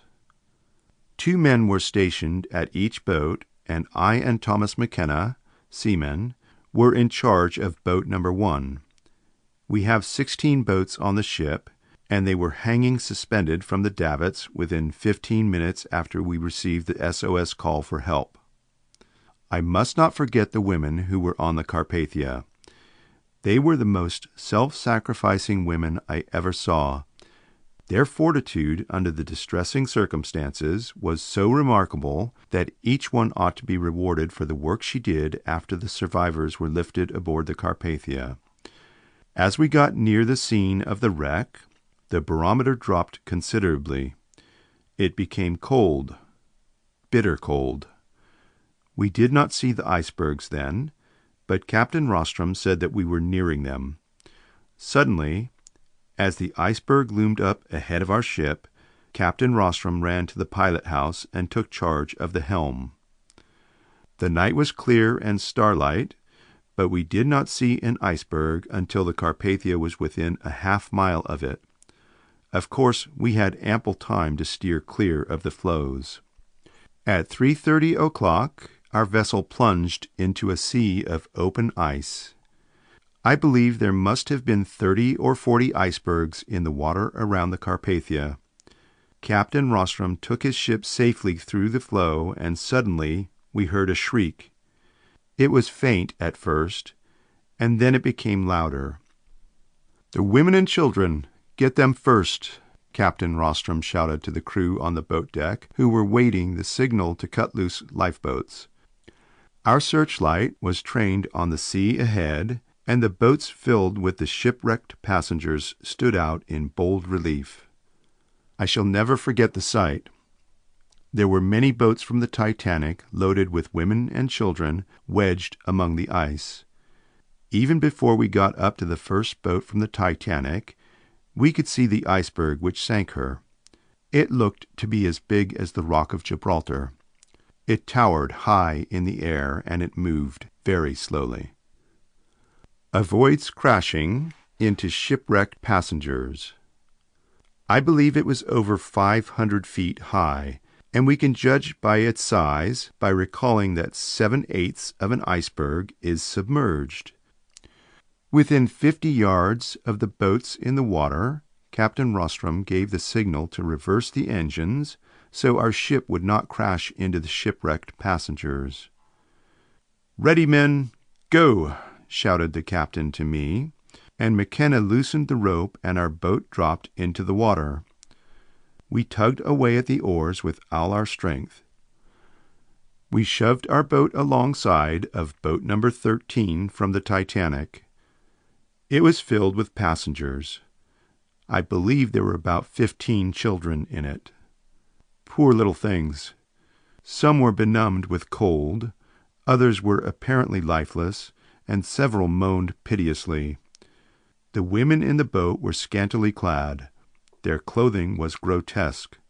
They had on wraps, night robes, silk shawls over their heads, and men's coats around them. Many had no shoes, and all of them suffered from the cold. McKenna and I tied a hawser to the boat and then rowed back to the Carpathia. Harris, the boatswain's mate, and another member of the crew helped us to lift the unfortunate ones from the boat. Some had to be carried up the ladder to the boat deck of the Carpathia. A few could walk, but the majority were so benumbed that they could neither speak nor walk. As fast as others of our crew could get the Titanic boats, they were dragged toward the side of the Carpathia. We rescued 20 boatloads of passengers, 710 in all. Our ship resembled a hospital on our way back to New York, for a number of the women and children were ill. The 3 physicians on the Carpathia told me as we were going up the bay that there were 16 patients for the hospital as soon as the Carpathia docked. From a little porthole on the side of the Carpathia, a woman passenger told how the wireless call from the wrecked Titanic sent the Cunard liner racing to the rescue, how the fainting, hysterical survivors were taken from the lifeboats, and of the nerve-wracking scenes that followed on board the rescue ship. A narrative on the tugboat Reynolds. The narrative was told to persons on the tugboat Reynolds as the latter sped side by side with the Carpathia as she moved up the North River to her berth at the Cunard Pier. The woman thrust her head through the porthole of the liner in response to megaphone calls shouted from the Reynolds. "What's the trouble now?" she asked. "Tell us about the wreck of the Titanic. Who are you?" "Miss Peterson of Passaic, New Jersey," was the answer. She was a passenger on the Carpathia. The captain of the Reynolds, William Bennett, turned his craft closer to the Carpathia so those on the tug could get within speaking distance. "It's almost too horrible to speak about," began Miss Peterson. "It seems like a dream. I was asleep in my berth. I had walked along the promenade deck until about 10 o'clock and had gone to my room and fallen asleep. Suddenly, I heard a deep blast from the horns. I awoke startled. Then came another blast. The lights were turned on all over the ship. I heard the officers and crew running up and down the decks. I dressed hurriedly, thinking something was wrong on the Carpathia. I hastened to the deck. It was about 2 o'clock in the morning, and the stars were shining brightly overhead. I met Captain Rostrum and asked what was the trouble. "The Titanic has struck an iceberg and is sinking." "Great God, men!" he shouted, turning to his officers. "Get ready to save these poor souls. There must be 2,500 on board." Before the captain had told us of the wreck, the Carpathia was being turned around toward the Titanic. I went on the boat deck and met many of our passengers. I heard the wireless buzz, and I knew the operator was trying to talk to the Titanic. I tried to get below to see the wireless instrument and operator, but I was told to go on deck again. The operator was clad only in his trousers and undershirt. Captain Rostrum said, "Can't you get her?" "No," replied the operator. "She doesn't answer." "She's going down," said Captain Rostrum, and he ordered the engineer to put on full speed. speeded faster than usual. I don't know how fast we went, but the speed of the Carpathia at that time was greater by far than the way we had been traveling on our way across the ocean. You can imagine the excitement aboard the Carpathia. Everyone was dressed and on deck before we got to the Titanic, or rather, what was left of her. I guess it was about 3:30 o'clock when we got near the boats of the Titanic. The Carpathia had all her boats hanging on the davits, and Captain Rostrum was ready. I heard women scream as the Carpathia approached the Titanic's boats. I shrieked with them because everyone was saying, "Oh, oh, it's awful, awful." I saw the first boat of the Titanic taken from the water. I saw the icebergs all around the boats. I wonder now how they kept afloat. Before the Carpathia had slackened speed much, a lifeboat from our ship was in the water, and the men were pushing toward the other boats.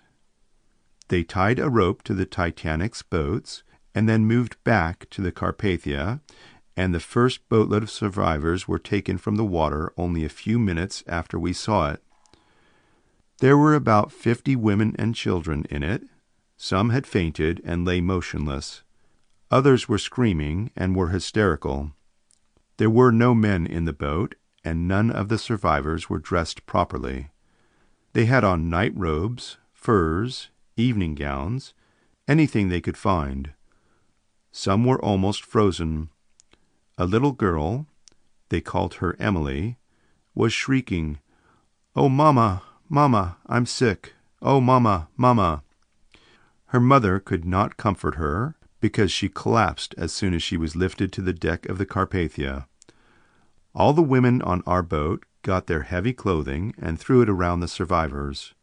Captain Rostrum told us to take them to our staterooms, and we did all we could to make them comfortable. Nearly all boats taken from water. I did not go on deck again until an hour or more had passed. By that time, the crew of the Carpathia had taken nearly all the boats from the water. I saw 3 loads of passengers taken from the boats, and the mate of the Carpathia said there were about 800 saved. Captain Rostrum had tears in his eyes while he was directing the work of rescue. We were here, there, everywhere it seemed all at once. We got a few men aboard, but they were not taken from the lifeboats. It was women and children first. Our ship was a hospital ship on April 15th. All the women on our boat offered to give up their staterooms, and the captain ordered many of the survivors placed in our berths. The doctors had more than they could do to care for the sick. Women fainted one after the other. Mrs. Astor was unconscious at times. She called for her husband time and again, and so we dared not tell her that Colonel Astor was not aboard. A steward from the Carpathia told the following tale of the rescue of the Titanic's passengers and crew to a group of his mates. It was between 1:15 and 1:30 o'clock, ship's time, Monday morning, he said, when all the stewards were mustered and Chief Steward Hayes told us that a wireless had just come in that the Titanic had hit an iceberg and probably would need help. He urged us to turn right in and get ready for a ship's load of people. The Carpathia turned in the direction the wireless had called from. We got hot coffee ready and laid out blankets and made sandwiches and everything like that. It seemed as if every passenger on the boat knew about the trouble and turned out. Captain Rostrum had shut off the hot water all over the ship and turned every ounce of heat into steam, and the old boat was as excited as any of us. After we got things ready, we went out on deck. It was a glorious morning. No swell in the sea, but bitter cold. The ship's lights were on full blaze, and we were there in the middle of a sea of ice, the finest sight I ever saw. Comparatively empty boat without women. Just as it was about half day and dark, we came upon a boat. There were 18 men in it, and it was in charge of an officer. There were no women in the boat, and it was not more than 1/3 filled. All of the men were able to come up the Jacob's ladder on the Carpathia, which we threw over the port side. Every one of them was given some brandy or hot black coffee. After they were all on board, we pulled up their boat. It was bright morning by now, and all around the Carpathia, here and there, about a quarter-mile apart, were more boats. These were fuller than the first, and there were women in all of them. The women were hoisted up in bosun's chairs, and the men who could do so climbed the Jacob's ladder. Some of the men, however, had to be hauled up, especially the firemen. There was a whole batch of firemen saved. They were nearly naked. They had jumped overboard and swam after the boats, it turned out, and they were almost frozen stiff. The women were dressed, and the funny thing about it is only 5 of them had to be taken to the hospital. Both the men's hospitals were filled, 24 beds in all.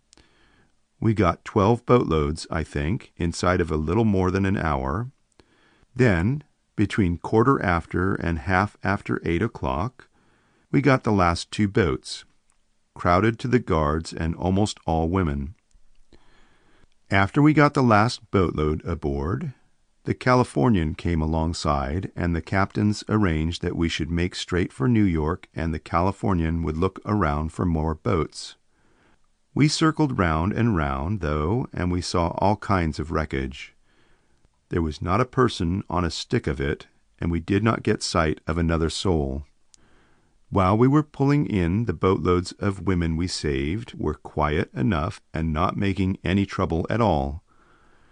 But when it seemed sure we would not find any more persons alive, then bedlam came. I hope I never go through it again. The way those women took on for the folks they had lost was awful, and we could not do anything to quiet them until they cried themselves out. There were 5 Chinamen in the boats, and not a soul knew where they came from. No one saw them get into the boats, but there they were, wherever they came from. The fellows from the crew of the Titanic told us that lots more of them could have got away, only no one would believe that their ship could sink. End of chapter 18. Managing Director of the White Star Line, J. Bruce Ismay, Captain Rostrom of the Carpathia, Guglielmo Marconi, inventor of the wireless, the second officer of the Titanic, and others, testified before the Senate committee which was investigating the disaster that caused the loss of more than 1,600 lives when the Titanic hit an iceberg. Mr. Ismay was visibly nervous when he took the stand to testify in the Waldorf Astoria, where the hearings were being held. Several times he avoided direct answers by saying, "I know nothing about it." Little, if any, light was thrown on the sea tragedy by his testimony. That the Titanic's rate of speed was approximately 26.5 land miles was brought out from his lips. He was not sure in just what boat he left the Titanic, nor was he sure how long he remained on the liner after she struck.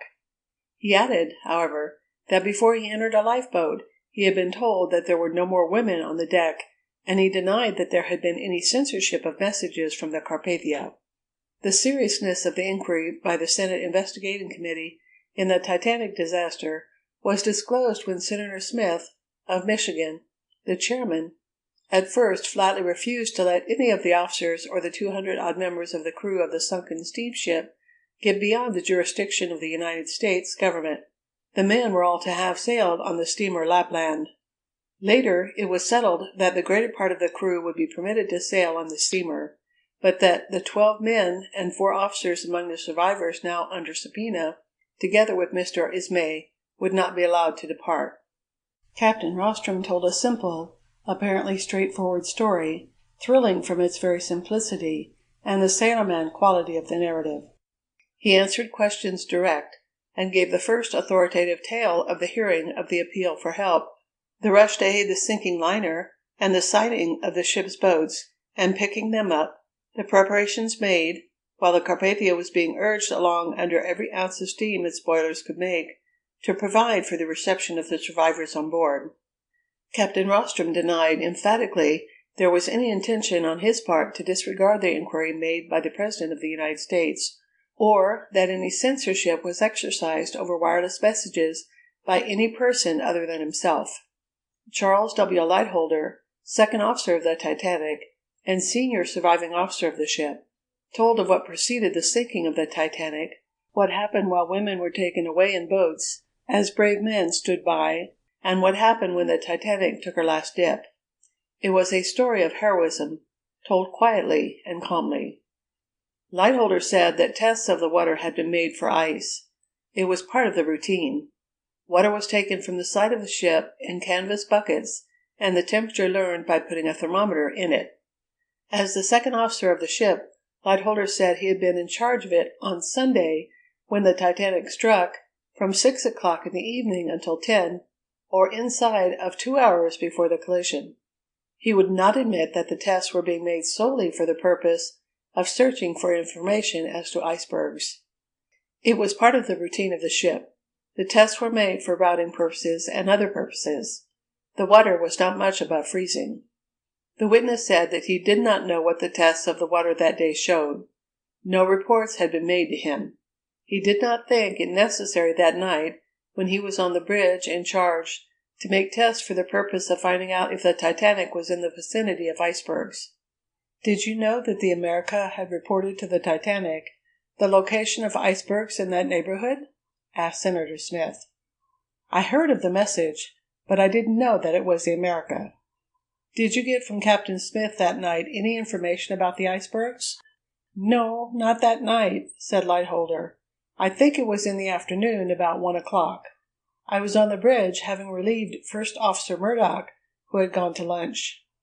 Captain Smith, he said, told him of the wireless message from the America about the icebergs. Lightholder said he couldn't recall just what position the ship was in then, but he could work it out on the chart. When Chief Officer Murdoch returned to the bridge, Lightholder said, he told him exactly the information Captain Smith had communicated to him. What did Murdoch say? Asked Senator Smith. All right, replied Lightholder. So the chief officer of the ship was fully advised by you that you were in proximity to icebergs? He was asked. Yes, sir. How fast was the boat going at that time? Between 21½ and 22 knots. Was that her maximum speed? So far as we knew, said Lightholder, she could go faster than that, if pushed. We understood that that was not her maximum speed. During your voyage, did you know you were in the vicinity of ice? Senator Smith asked. I knew some had been reported.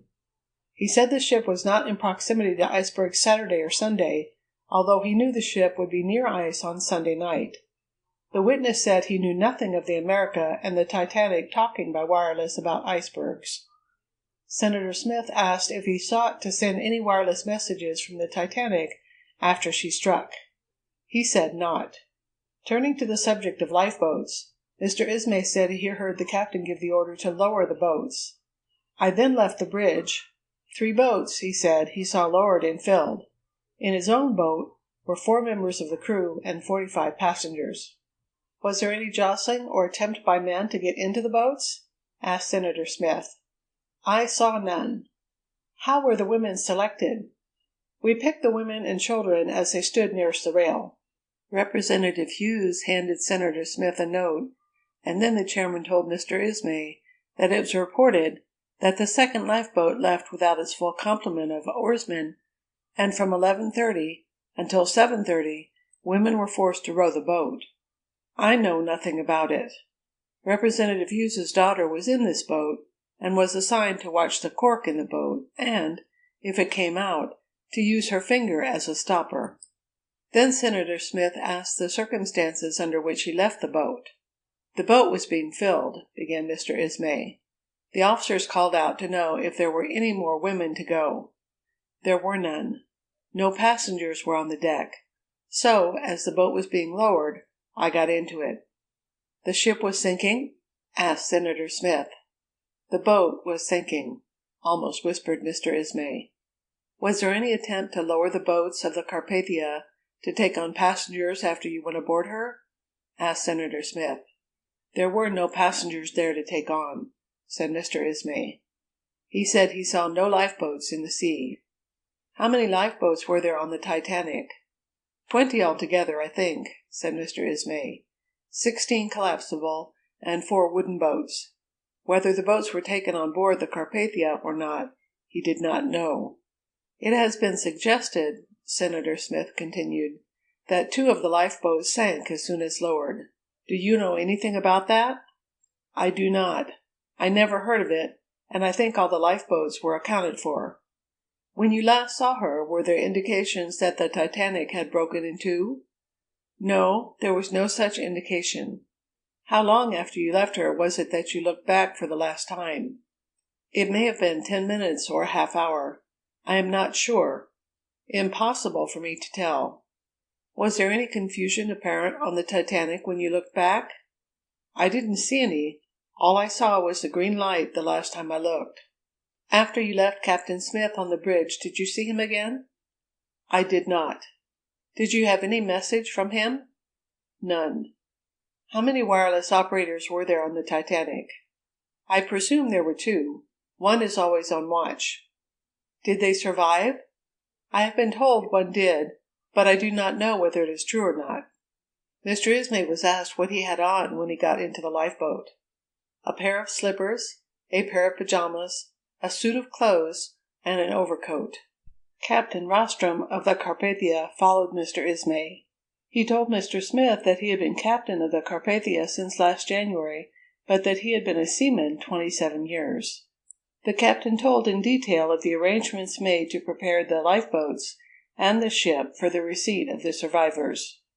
Arriving at the zone of the accident, Captain Rostrom testified he saw an iceberg straight ahead of him, and, stopping at 4 a.m., 10 minutes later, he picked up the first lifeboat. The officer sang out he had only one seaman on board and was having difficulty in manning his boat. "By the time I got the boat aboard, day was breaking," said the captain. "In a radius of 4 miles I saw all the other lifeboats. On all sides of us were icebergs, some 20, some were 150 to 200 feet high, and numerous small icebergs or growlers. Wreckage was strewn about us. At 8:30 all the Titanic survivors were aboard." Then, with tears filling his eyes, Captain Rostrom said he called the purser. "I told him," said Captain Rostrom, "I wanted to hold a service of prayer, thanksgiving for the living, and a funeral service for the dead. I went to Mr. Ismay. He told me to take full charge.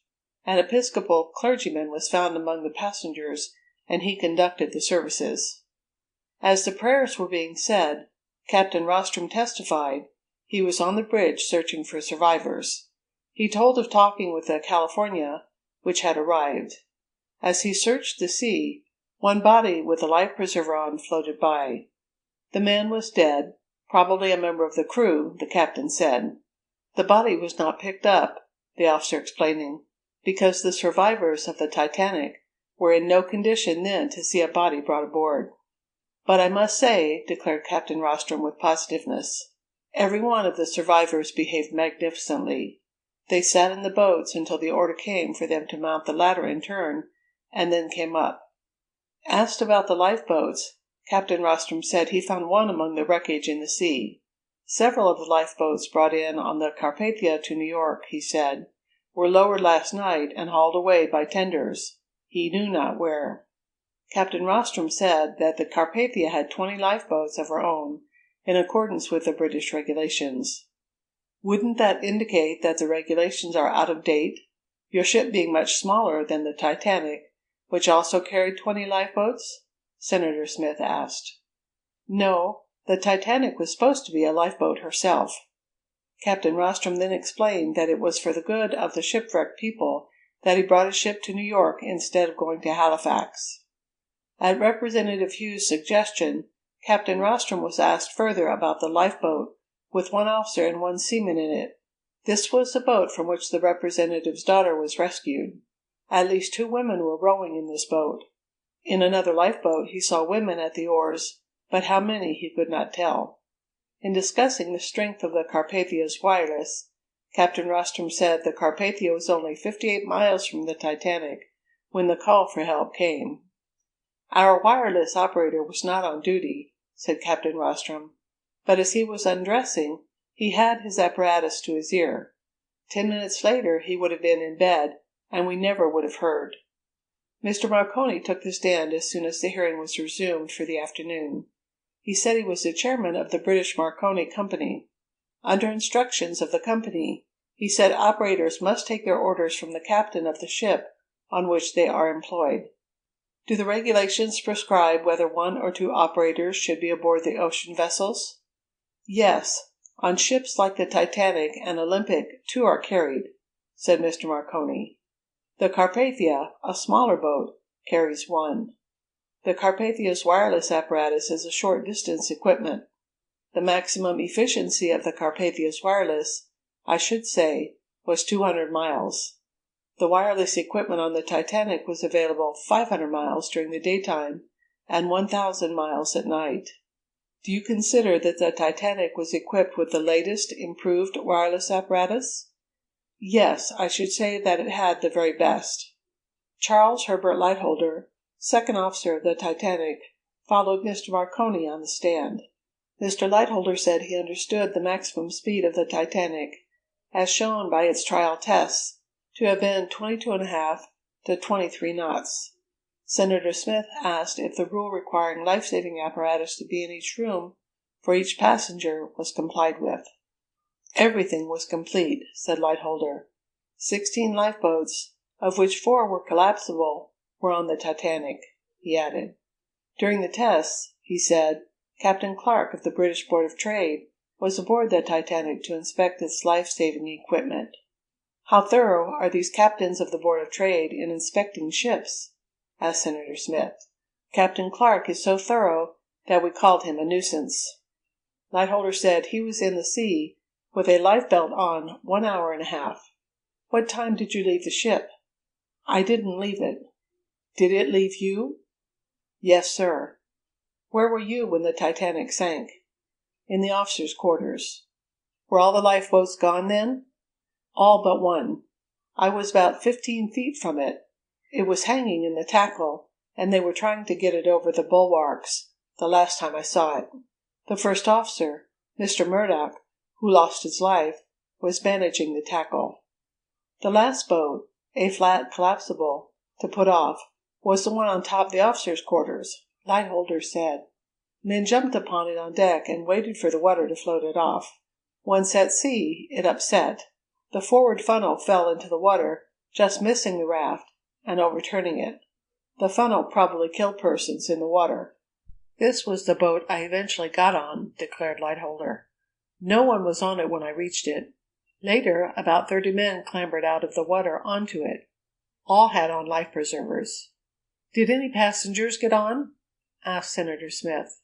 "J.B. Thayer, the second Marconi operator, and Colonel Gracie, I recall," said the witness. "All the rest were firemen taken out of the water. 2 of these died that night and slipped off into the water. I think the senior Marconi operator did that." "Did you see any attempt to get women to go who would not?" "Yes." "Why would they not go?" "I hadn't time to learn." "Did any ask for their family to go?" "Yes, 1 or 2. "Did any families go?" "No." "In the first boat to put off," Lightholder said, "he put 20 to 25. 2 seamen were placed in it. The officer said he could spare no more, and that the fact that women rowed did not show the boat was not fully equipped. At that time he did not believe the danger was great. 2 seamen placed in the boat, he said, were selected by him, but he could not recall who they were." "The third boat?" "By the time I came to the third boat, all these on the port side, I began to realize that the situation was serious, and I began to take chances." "How long did all the work of loading and lowering a lifeboat take?" "It was difficult to say, but I think about 15 or 20 minutes." "How many passengers did the third boat contain?" "I filled it up as full as I dared, sir, then lowered it. About 35, I think. The women and children couldn't have stood quieter if they'd been in church." In loading the fourth lifeboat, Lightholder said, he was running short of seamen. I put 2 seamen in, and 1 jumped out. That was the first boat I had to put a man passenger in. He was standing nearby and said he would go if I needed him. I said, "Are you a sailor?" And he replied that he was a yachtsman. Then I told him that if he was a sailor enough to get out over the bulwarks to the lifeboat to go ahead. He did, and proved himself afterward to be a very brave man. Who was he? Did you know him? I didn't know him then, but afterward I looked him up. He was Major Peuchen of Toronto. Had you ever seen him before? Never. Of the 5th boat, Lightholder had no particular recollection. The last boat I put out, my 6th boat, he said, we had difficulty finding women. I called for women, and none were on deck. The men began to get in, and then women appeared. As rapidly as they did, the men passengers got out of the boats again. The boat's deck was only 10 feet from the water when I lowered the 6th boat. When we lowered the first, the distance to the water was 70 feet. All told, Lightholder testified, 210 members of the crew were saved. Lightholder declared he stood on top the officers' quarters, and as the ship dived, he faced forward and dived also. I was sucked against a blower and held there, testified the officer. Head above water? No, sir. A terrific gust came up the blower. The boilers must have exploded, and I was blown clear. How far were you blown? Barely clear. I was sucked down again, this time on the fiddly grating. Did anyone else have a similar experience? Yes, Colonel Gracie. How did you get loose? I don't know, maybe another explosion. All I know is we came up by a boat. Were there any watertight compartments on that ship? The senator asked. Certainly, 40 or 50. Thomas Cottam, 21 years old, of Liverpool, the Marconi operator on the Carpathia, was the first witness at the evening session. He denied himself some glory by saying he had no stated hours for labor on the Carpathia. Previous witnesses had testified he was not on duty when he received the Titanic's signal for help.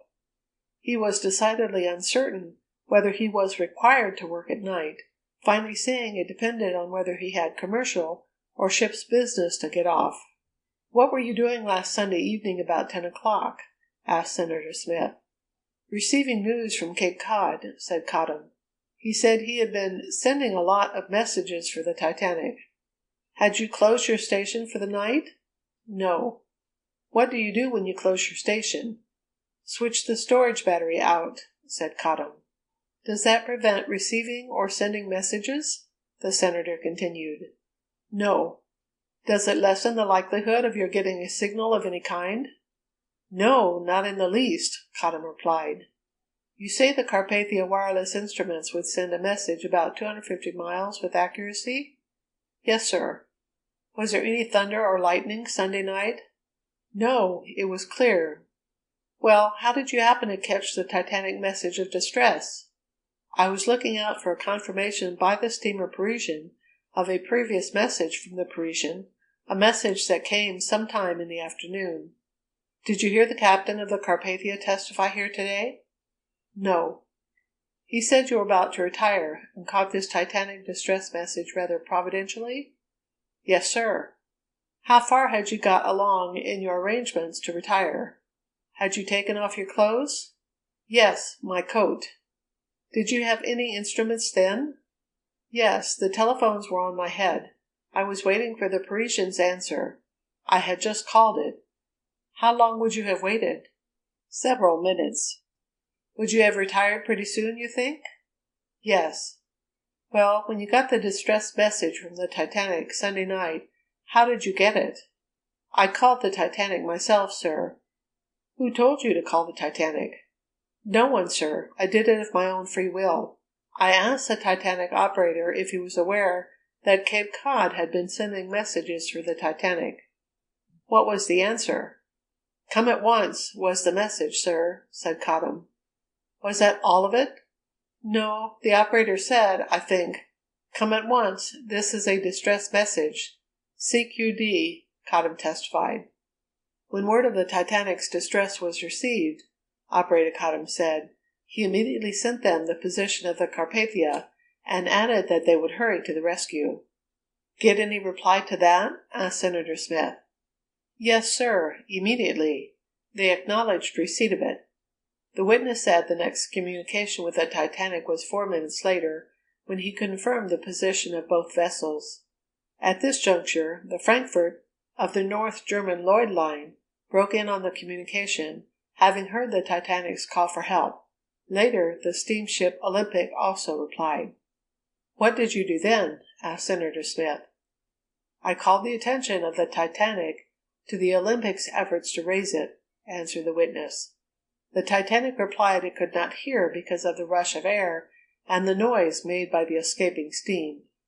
Immediately after telling the Titanic of the Olympic's attempt to get in communication with her, the former, the witness said, sought the Olympic's aid, reporting that it was head down and giving its position. The Baltic broke in at this time, but its efforts to reach the Titanic were without avail. I was in communication with the Titanic at regular intervals until the final message, said Cottam. This was, "Come quick, our engine room is filling up to the boilers." What was your condition? Asked Senator Smith. I was desperately tired. I was worked out, answered Cottam, who was then excused.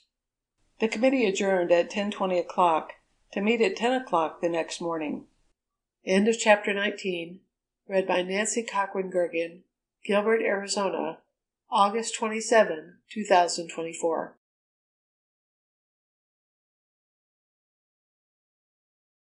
Tells Senator how he escaped. Tale of suffering and death. Managing Director's flight balked. Long hours and low wages for wireless men. Refused help from Frankfurt. Called its operator a fool. Laxity of wireless. Denies sending saved message. Gave warning of ice.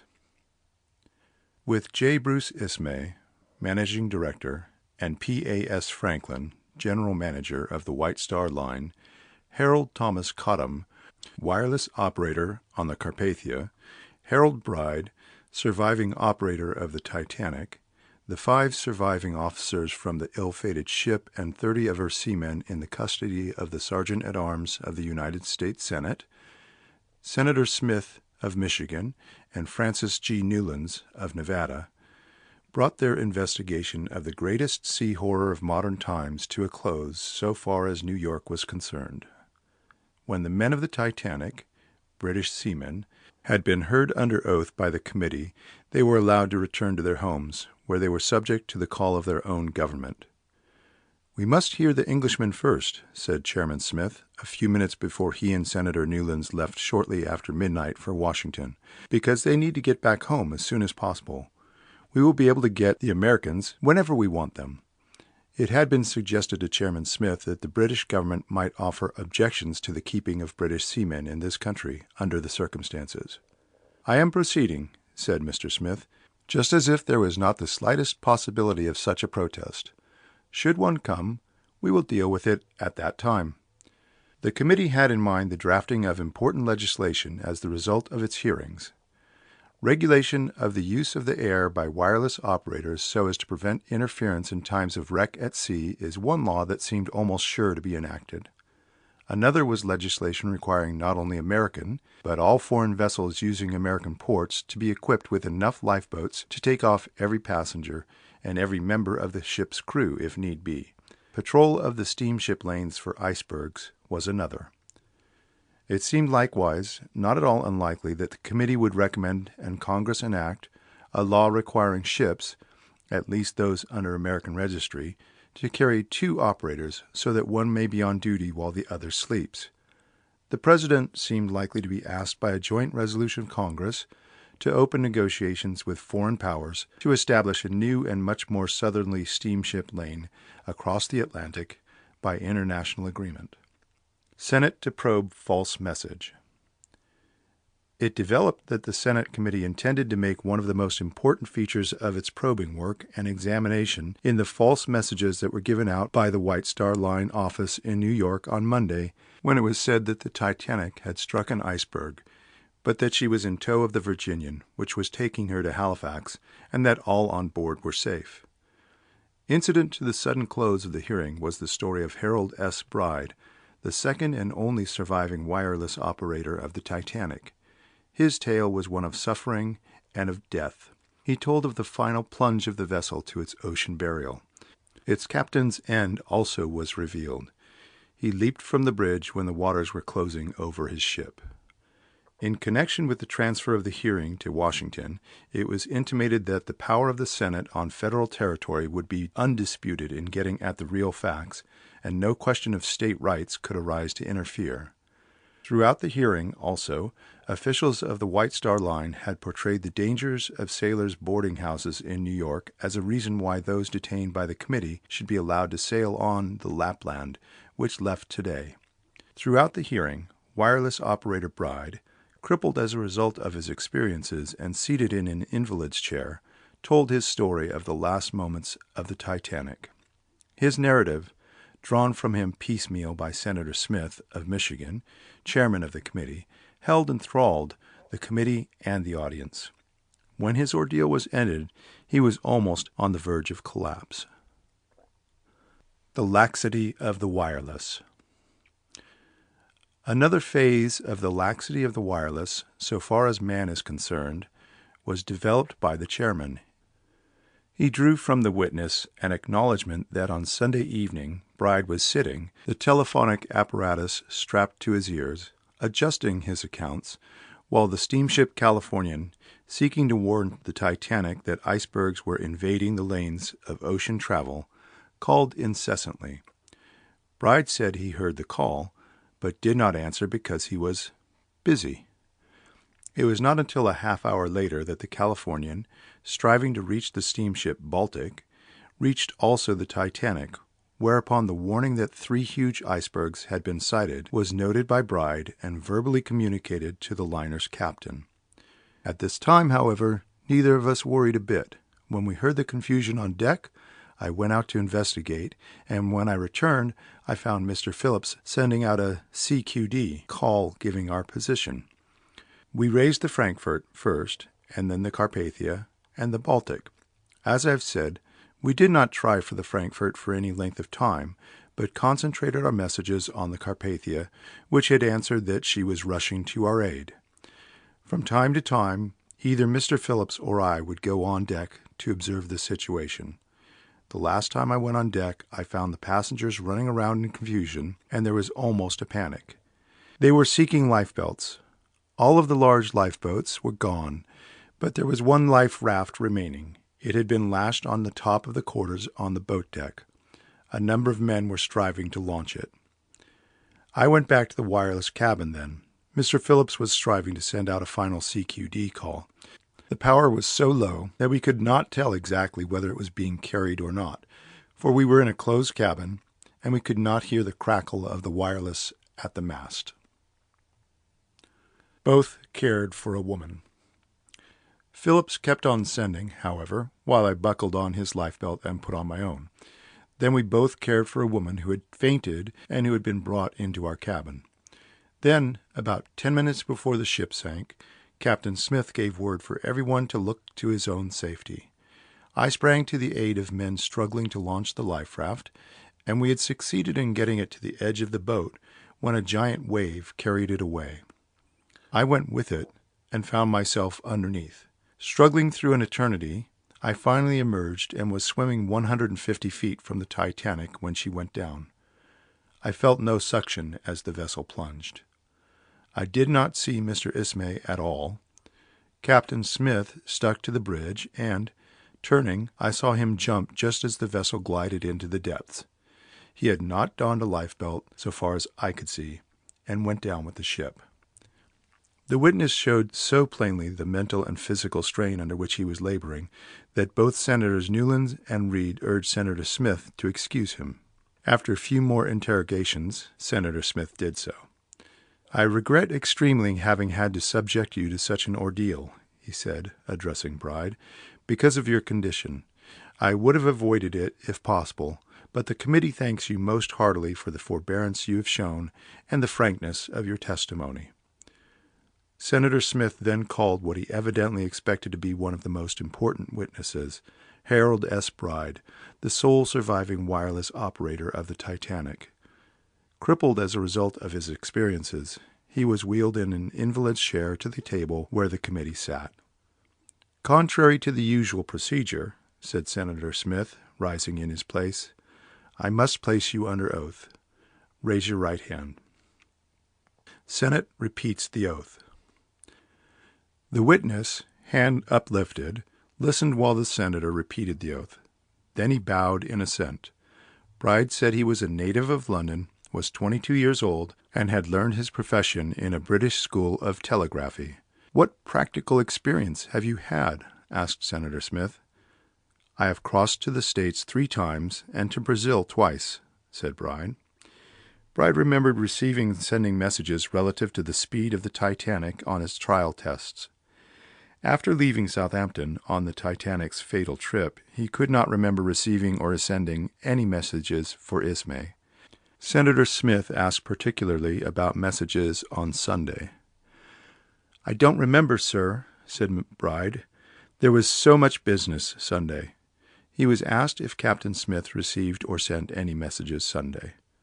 "No, sir," was the reply. "How do you know he did not?" "Because I see the messages Mr. Phillips takes when they are made up." "Were those for Sunday made up?" "No, they never were." After testifying he made no permanent record of the iceberg warnings, Bride insisted he gave the memorandum of the warning to the officer on the watch. The name of the officer he could not tell. "I know the officers by sight, but not by name," he said. He did not inform Captain Smith. Bride said he was in bed when the impact came. He was not alarmed at the collision and remained in bed about 10 minutes. He saw Phillips in the operating room. "He told me he thought the boat had been injured in some way and he expected it would have to go back to the builders," said Bride. Better send out a call for assistance. The witness said that, according to arrangement, he relieved Phillips. Immediately the captain came in and said we had better send out a call for assistance, testified Bride. Phillips asked if he wanted to send a distress call. The captain said he did. I could read what Phillips sent, CQD. How soon did he get a reply? As far as I know, immediately. I could not hear what he received, however. The witness told of having intercepted a message from the Californian intended for the Baltic, which told of the presence of 3 huge icebergs in the vicinity of the former vessel. I gave the message to the captain personally, he said. Bride did not take down the message and could not give its precise form. The Californian was seeking out the Baltic, and I merely noted that it was an ice report and told the captain, he said. Under a fire of questions, Bride acknowledged that a half-hour previously, or at 4:30 Sunday afternoon, he was working on his accounts in the wireless room when he heard the Californian trying to raise the Titanic. He did not respond, he said, because he was busy. "You had the telephone apparatus at your ear?" inquired Senator Smith in surprise. "Yes, sir." "And you did not respond to the call?" "No, sir." Then, a half-hour later on, or about 5 hours before the disaster, you took the message when it was intended for another vessel, the Baltic. "Yes, sir." In an effort to determine whether the signal CQD might not have been misunderstood by passing ships, Senator Smith called upon Mr. Marconi. Meaning of different calls. "The CQ," said Mr. Marconi, "is an international signal which means that all stations should cease sending except the one using the call. The D was added to indicate danger. The call, however, now has been superseded by the universal call SOS." Senator Smith then resumed the direct examination of Bride, who has said the North German Lloyd was the first to answer the Titanic's distress signal. "Have you heard it said that the Frankfurt was the ship nearest to the Titanic?" the senator asked. "Yes, sir. Mr. Phillips told me that." "How did he know?" "By the strength of the signals," said the witness, who added that the Carpathia answered shortly after. The witness said that 20 minutes later the Frankfurt operator interrupted to ask what was the matter. "What did you reply?" the senator inquired. Mr. Phillips said he was a fool and told him to keep out. There was no further effort to get the Frankfurt's position. Time after time, Senator Smith asked in varying forms why the Titanic did not explain in detail its condition to the Frankfurt. Any operator receiving CQD and the position of the ship, if he is on the job, said Bride, would tell the captain at once. Ask him if it would have taken longer to have sent, "You are a fool, keep out," than "We are sinking," suggested Senator Reed. Was your object in dismissing the somewhat tardy inquiry of the Frankfurt due to your desire to hang on to a certainty, the Carpathia? Inquired Senator Smith. The witness said it was. But, under the circumstances, could you not with propriety send a detailed message to the Frankfurt? Senator Smith insisted. I did not think we could under the circumstances. Bride interrogated. Would you still make the same reply if you were told that the Frankfurt was 20 miles nearer to you than the Carpathia?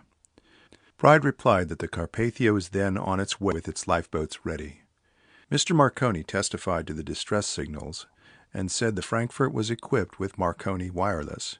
He said the receipts of the signal CQD by the Frankfurt's operator should have been all sufficient to send the Frankfurt to the immediate rescue. Under questioning by Senator Smith, Bride said that undoubtedly the Frankfurt received all of the urgent appeals for help sent subsequently to the Carpathia. Why did you not send the messages to the Frankfurt as well as to the Carpathia? Asked Senator Smith. He would not have understood. The witness said that before leaving the cabin, 10 minutes before the ship went down, Phillips sent out a final CQD. There was no response, Bride saying the spark was then so weak that it probably did not carry. When Bride and Phillips stepped out on the beat deck, he said they found persons rushing around in confusion. They were seeking lifebelts. There were no big lifeboats aboard at that time, said Bride. There was a life raft over the officers' quarters, which later was lost over the side. The witness then told of his experience in following with a small boat beneath which he nearly was drowned before he could extricate himself. With a number of other survivors, he clambered on the overturned boat. One of these was Phillips, said the witness. He died on the way to the Carpathia and was buried later at sea. When Bride gained the bottom of the boat, he found between 35 and 40 men already there. The last man aboard. I was the last man invited aboard, said Bride. Did any others seek to get on? Yes, sir, dozens. We couldn't take them. The witness said he did not see J. Bruce Ismay, and that the last he saw of Captain Smith he was in the act of jumping from the bridge just as the ship went down. He said he was swimming within 150 feet of the ship when it went down and that he felt no suction. Long before the hearing was resumed in the afternoon, crowds besieged the Waldorf Astoria rooms, but few who had not been sought by the committee were admitted. C.P. Neal, Commissioner of Labor of the Department of Commerce and Labor, and Representatives Levi and Livingston of New York were among the visitors. Senators Smith and Newlands conferred after luncheon for more than an hour, and it was nearly 4 o'clock when they reached the committee room. Is Mr. Bride, the operator of the Titanic, here? Senator Smith asked of Mr. Marconi and Mr. Sammis of the Marconi Company. They told him that Mr. Bride had been sent to a physician, but could be brought back later. The senator said he wanted to ask the operator several additional questions, but could postpone them. The second officer of the Titanic, C.H. Lightoller, was called by Senator Smith, but was not present, and the third officer of the Titanic, Herbert John Pittman, took the stand. Do you know of your own knowledge whether the Titanic's ship's log was preserved or taken from the Titanic? Asked Senator Smith. I do not. After the hearing adjourned, Senator Smith made a statement to the press in which he explained the intentions of the committee. He said, The object of the committee in coming to New York, coincidental with the arrival of the Carpathia, was prompted by the desire to avail itself of first-hand information from the active participants in this sad affair. Our course has been guided solely by this purpose, to obtain accurate information without delay. End of chapter 20. The cable ship Mackay Bennett which had been sent out to recover as many as possible of the Titanic's dead, reached her pier in the dockyard at Halifax, Nova Scotia, the nearest port, at 9:30 on the morning of April the 30th, almost exactly 2 weeks after the disaster. Down the gangway to the pier, in the sunlight of a perfect April day, they carried 190 of those who had started forth on the maiden voyage of the biggest ship afloat. In her quest the Mackay Bennett had found 306 of the Titanic's dead, but only 190 were brought to shore. The rest, the 116, were buried at sea, and 57 of those 116 were among the identified dead. Of those who were brought to shore, 60 lay unnamed at the curling rink on the edge of the town. It was believed that the 60 were all members of the Titanic's crew, but the slender hope that their own dead might be among them sent many to the rink. One of the 60 was a little baby girl. 5 of them were women, but none of the women that were found were from the first cabin passengers. There was no hope that the body of Mrs. Strauss was among them. There was practically no hope that Major Butt was among the unnamed 60. The quest of the Mackay Bennett bore greater results than were anticipated, and Captain Lardner believed that his ship recovered about all of those who did not go down in the Titanic.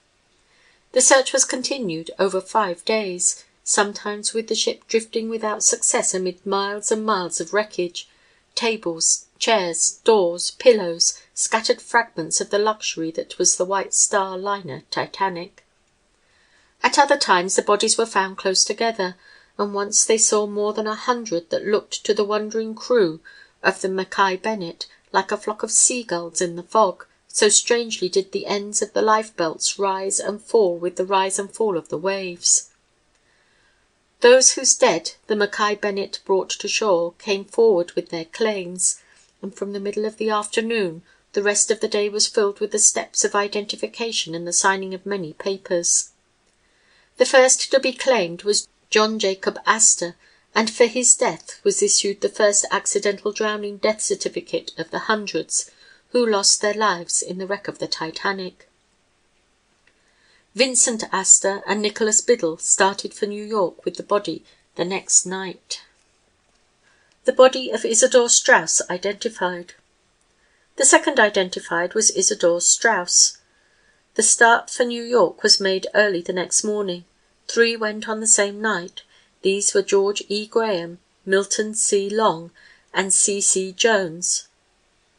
Lawrence Millett has identified his father. Friends quickly took charge of the bodies of E. H. Kent, W. D. Douglas, Timothy McCarty, George Rosenshine, E. C. Ostby, E. G. Crosby, William C. Porter, A. O. Holverson, Emil Brandeis, Thomas McCafferty, Wyckoff Vanderhoof, and A. S. Nicholson. Sharp and distinct in all the tidings the Mackay Bennett brought to shore, the fact stands out that 57 of those who were identified on board were recommitted to the sea. Of the 190 identified dead that were recovered from the scene of the Titanic wreck, only 130 were brought to Halifax.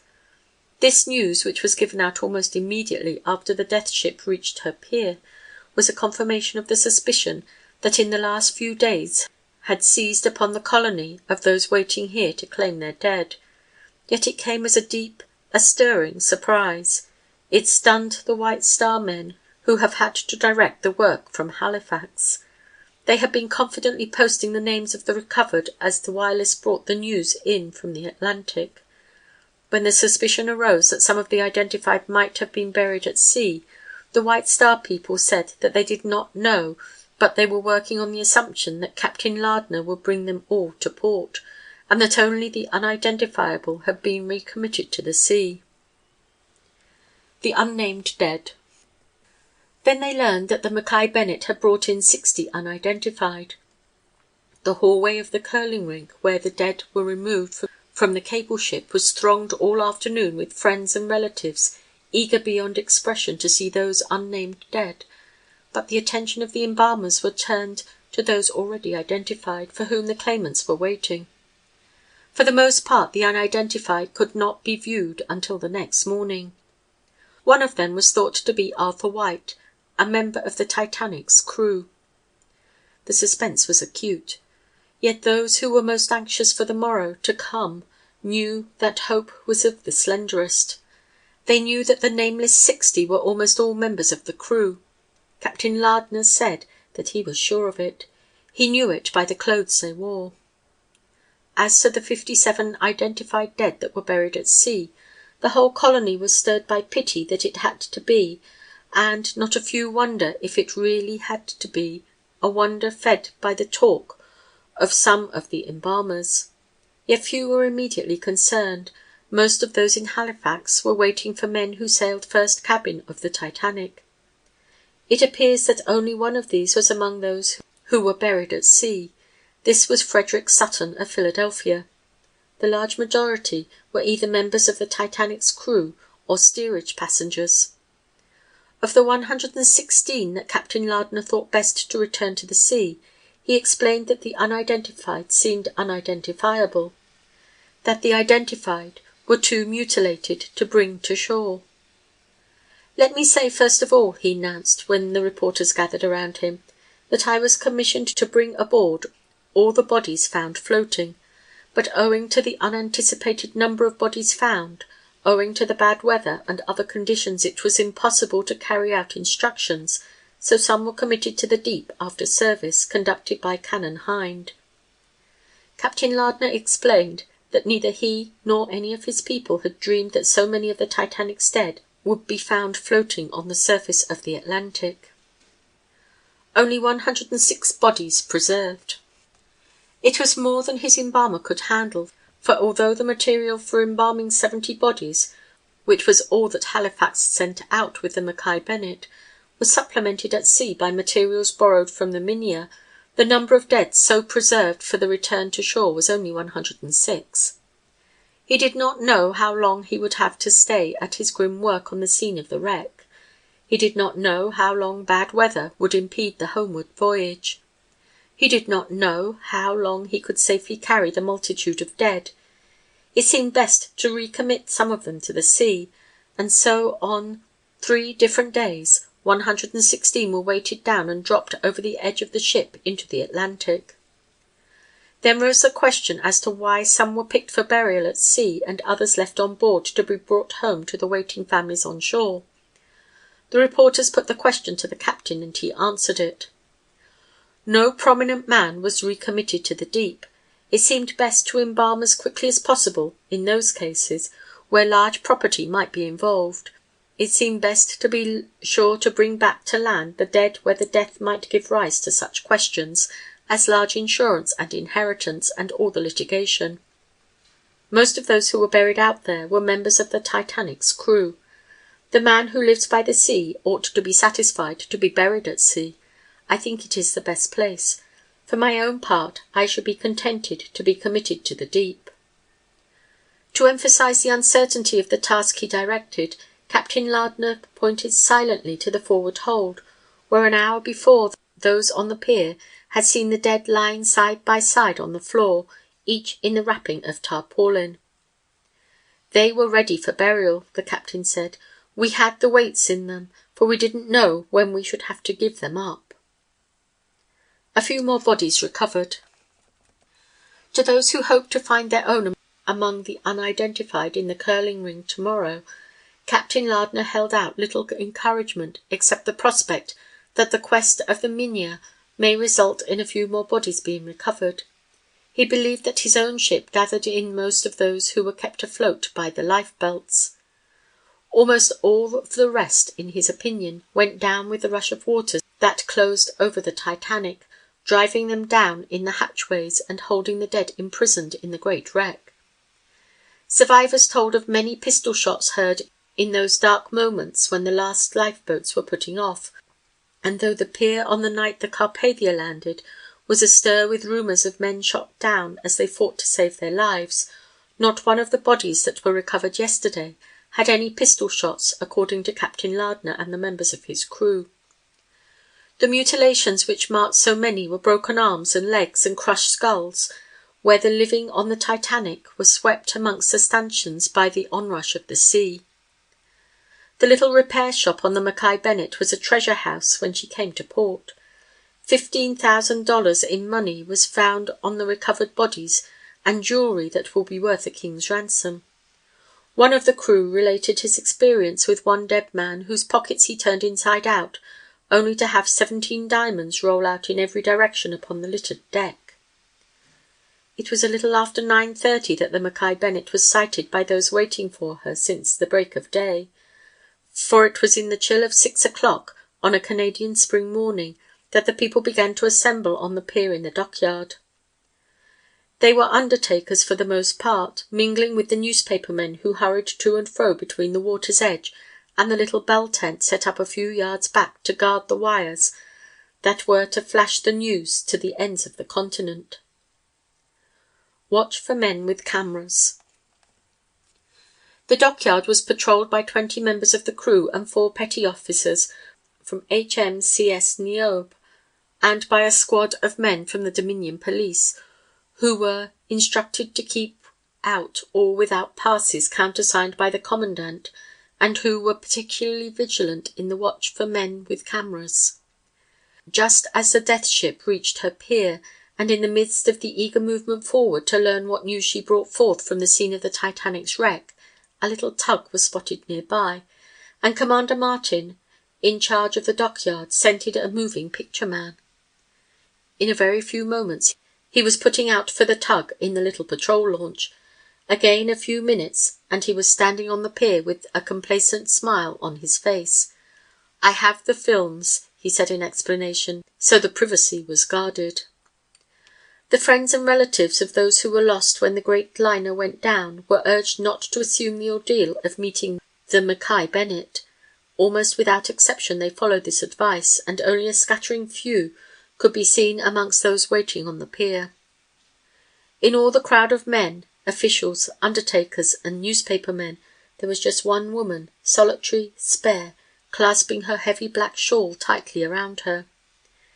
This was Eliza Laurette, for more than 30 years in the service of Mrs. William August Spencer, who was waiting at her home on East 86th Street, New York, while Miss Laurette had journeyed to Halifax to seek the body of Mr. Spencer, who went down with the Titanic. So the crowd that waited on the pier was made up almost entirely of men who had impersonal business there, and the air was full of the chatter and conjecture and preparation. Then, warned by the tolling of bells up in the town, a hush fell upon the waiting people. The grey clouds that had overcast the sky parted, and the sun shone brilliantly on the rippling water of the harbour as the Mackay Bennett drew alongside her pier. The dead lay everywhere. Captain Lardner could be seen upon the bridge. The crew hung over the sides, joyously alive and glad to be home. But in every part of the ship the dead lay. High on the poop deck, coffins and rough shells were piled and piled. Dead men in tarpaulins lined the flooring of the cable wells, both fore and aft, so that there was hardly room for a foot to be put down. And in the forward hold dead men were piled one upon another, their eyes closed as in sleep, and over them all a great tarpaulin was stretched. Those that pressed forward to see were sickened and turned back. The business of moment was to discharge that freight, and this was done with all possible dispatch. The uncoffined dead were carried down in stretchers, placed in the rough shells that were piled upon the pier, and one by one driven up the slope and into the town in the long line of hearses and black undertakers' wagons that had been gathered from every quarter. It was speedily done, but quietly and without irreverent haste. For 2 hours this business proceeded before anyone could go upon the pier, and the sounds were like the hum of a small factory. There were the muffled orders, the shuffling and tramping of feet, the scraping as of packing boxes drawn across the rough flooring, and the eternal hammering that echoed all along the coal sheds. 2 hours it was before anyone could go on board, and then came another hour when the coffins were swung down from the deck and piled up on the wharf ready for the removal that took until well into the middle of the afternoon. Few of the relatives were allowed to pass beyond the cordon that stretched all about the pier at which the dead were landed. One of the first to get through the lines, and the first of all the waiting crowd to make his way aboard after the ship reached her pier, was Captain Richard Roberts, of the Astor yacht, who was filled with a great concern at the news that had come from the Widener party. Not Mr. Widener. For long before the Mackay Bennett reached her pier it was established as definitely as it may ever be established that the man who was picked up at sea for George D. Widener was not Mr. Widener, but his manservant Edward Keating. Although the name was sent in by wireless, a later examination of the dead man's clothing and effects proved that it was Keating's body. A letter in the pocket was addressed to Mr. Widener, but the coat was labelled E.K., and the garments were of an inferior quality. Identification by features was out of the question, for the dead man had been struck by some spar or bit of wreckage, and the face was mutilated past recognition. He was buried at sea, and the news sent on to the waiting family.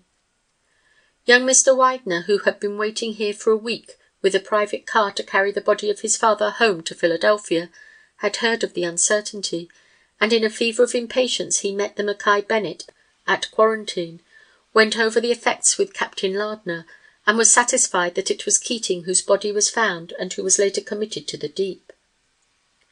The haunting fear that this same error might have been made in the case of Colonel Astor had possession of the whole Astor party, and grew acute as the Widener story went out. That was what sent Captain Roberts hurrying to the ship. He was admitted and saw for himself. The coffin top was removed on board. The plain gold ring and the 2 little diamonds set deep, the gold buckle on the belt that Colonel Astor always wore, and a sum amounting to nearly £3,000 in the pockets settled the uncertainty. 20 minutes after he had boarded the ship, Captain Roberts was hurrying through the crowd to reach the nearest telephone that he might speed the news to waiting Vincent Astor. Questions of identity. Beyond these 2 cases, the questions of identity were taken up at the Mayflower curling rink at the edge of the town, where the line of hearses had been trundling since the Mackay Bennett landed. As they passed, the crowds were hushed, men bowed their heads, and officers saluted. At the rink, the great main floor was given over to the coffins and shells containing the identified dead, and as soon as the embalmers had done their work, the friends and relatives came forward and claimed their own. Upstairs in the large bare room the packets of clothing were distributed in rows upon the floor. There the oak chests of the provincial cashier were opened for the sorting of the canvas bags that contained the valuables, the letters, and the identifying trinkets of the dead. It was all very systematic.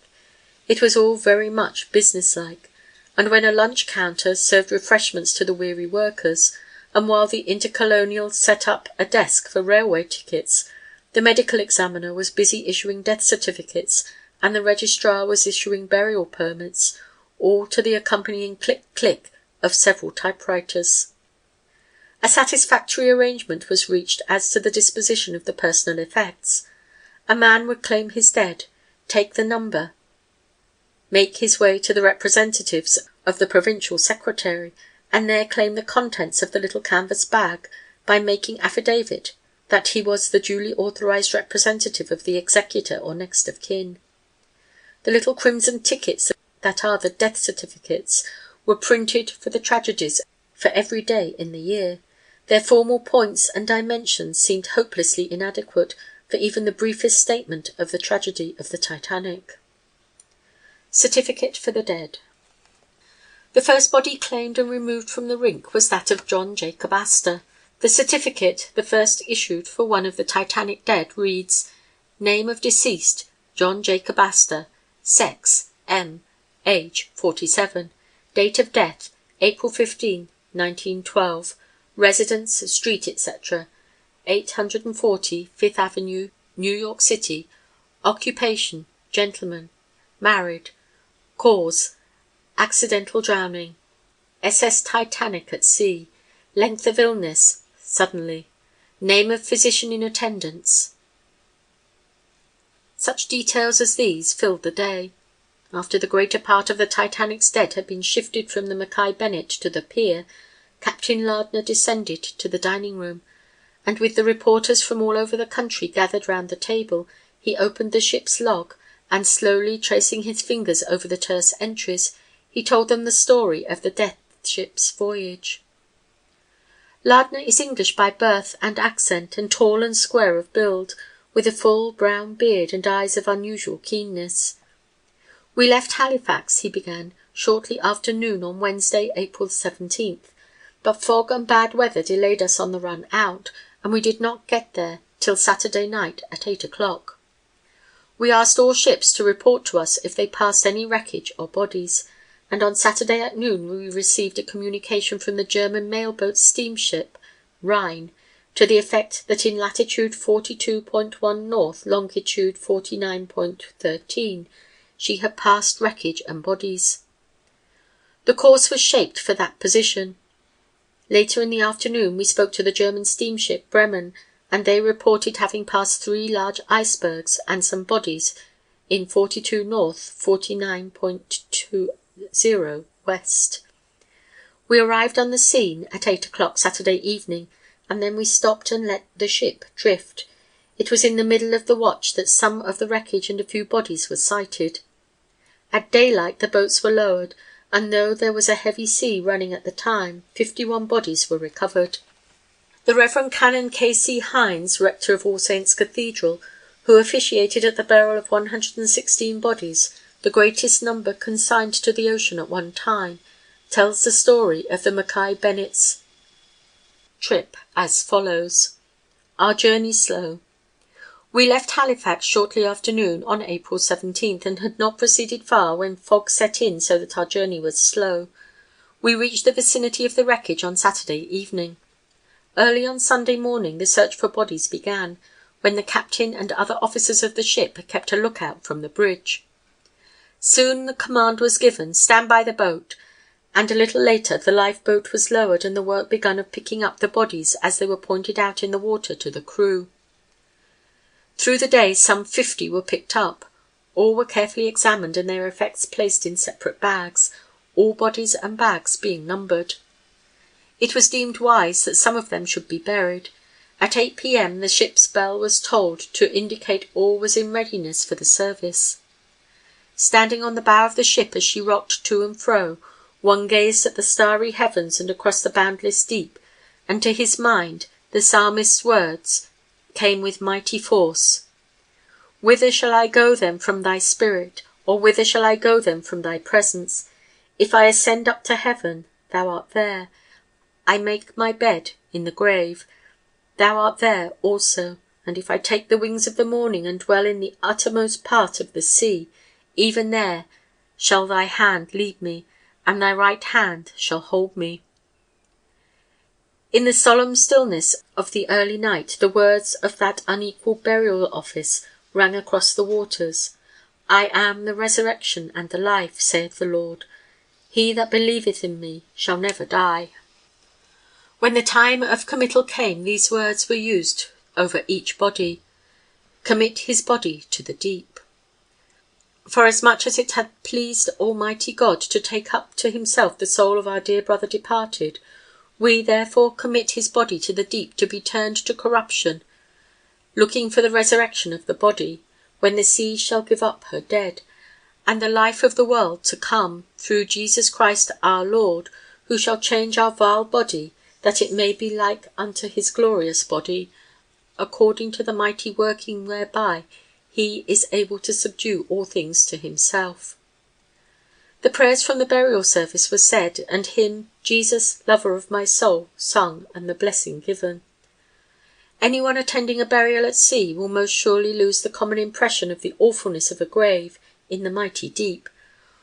The wild Atlantic may rage and toss, the shipwrecked mariners cry for mercy, but far below in the calm untroubled depth they rest in peace.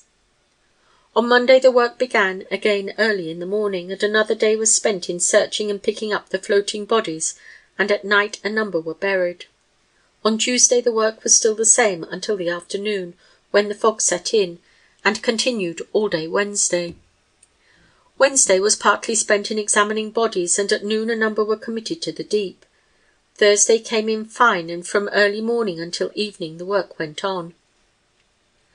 During the day, word came that the cable ship Minia was on her way to help and would be near us at midnight. Early on Friday some more bodies were picked up. The captain felt that we had covered the ground fairly well and decided to start our homeward way at noon. After receiving some supplies from the Minia, we said good-bye and proceeded on our way. The Mackay Bennett succeeded in finding 306 bodies, of which 116 were buried at sea, and one could not help feeling, as we steamed homeward, that of those bodies we had on board, it would be well if the greater number of them were resting in the deep. It is to be noted how earnestly and reverently all the work was done, and how nobly the crew acquitted themselves during a work of several days, which meant a hard and trying strain on mind and body. What seems a very regrettable fact is that in chartering the Mackay Bennett for this work, the White Star Company did not send an official agent to accompany the steamer in her searches for the bodies. End of chapter 21.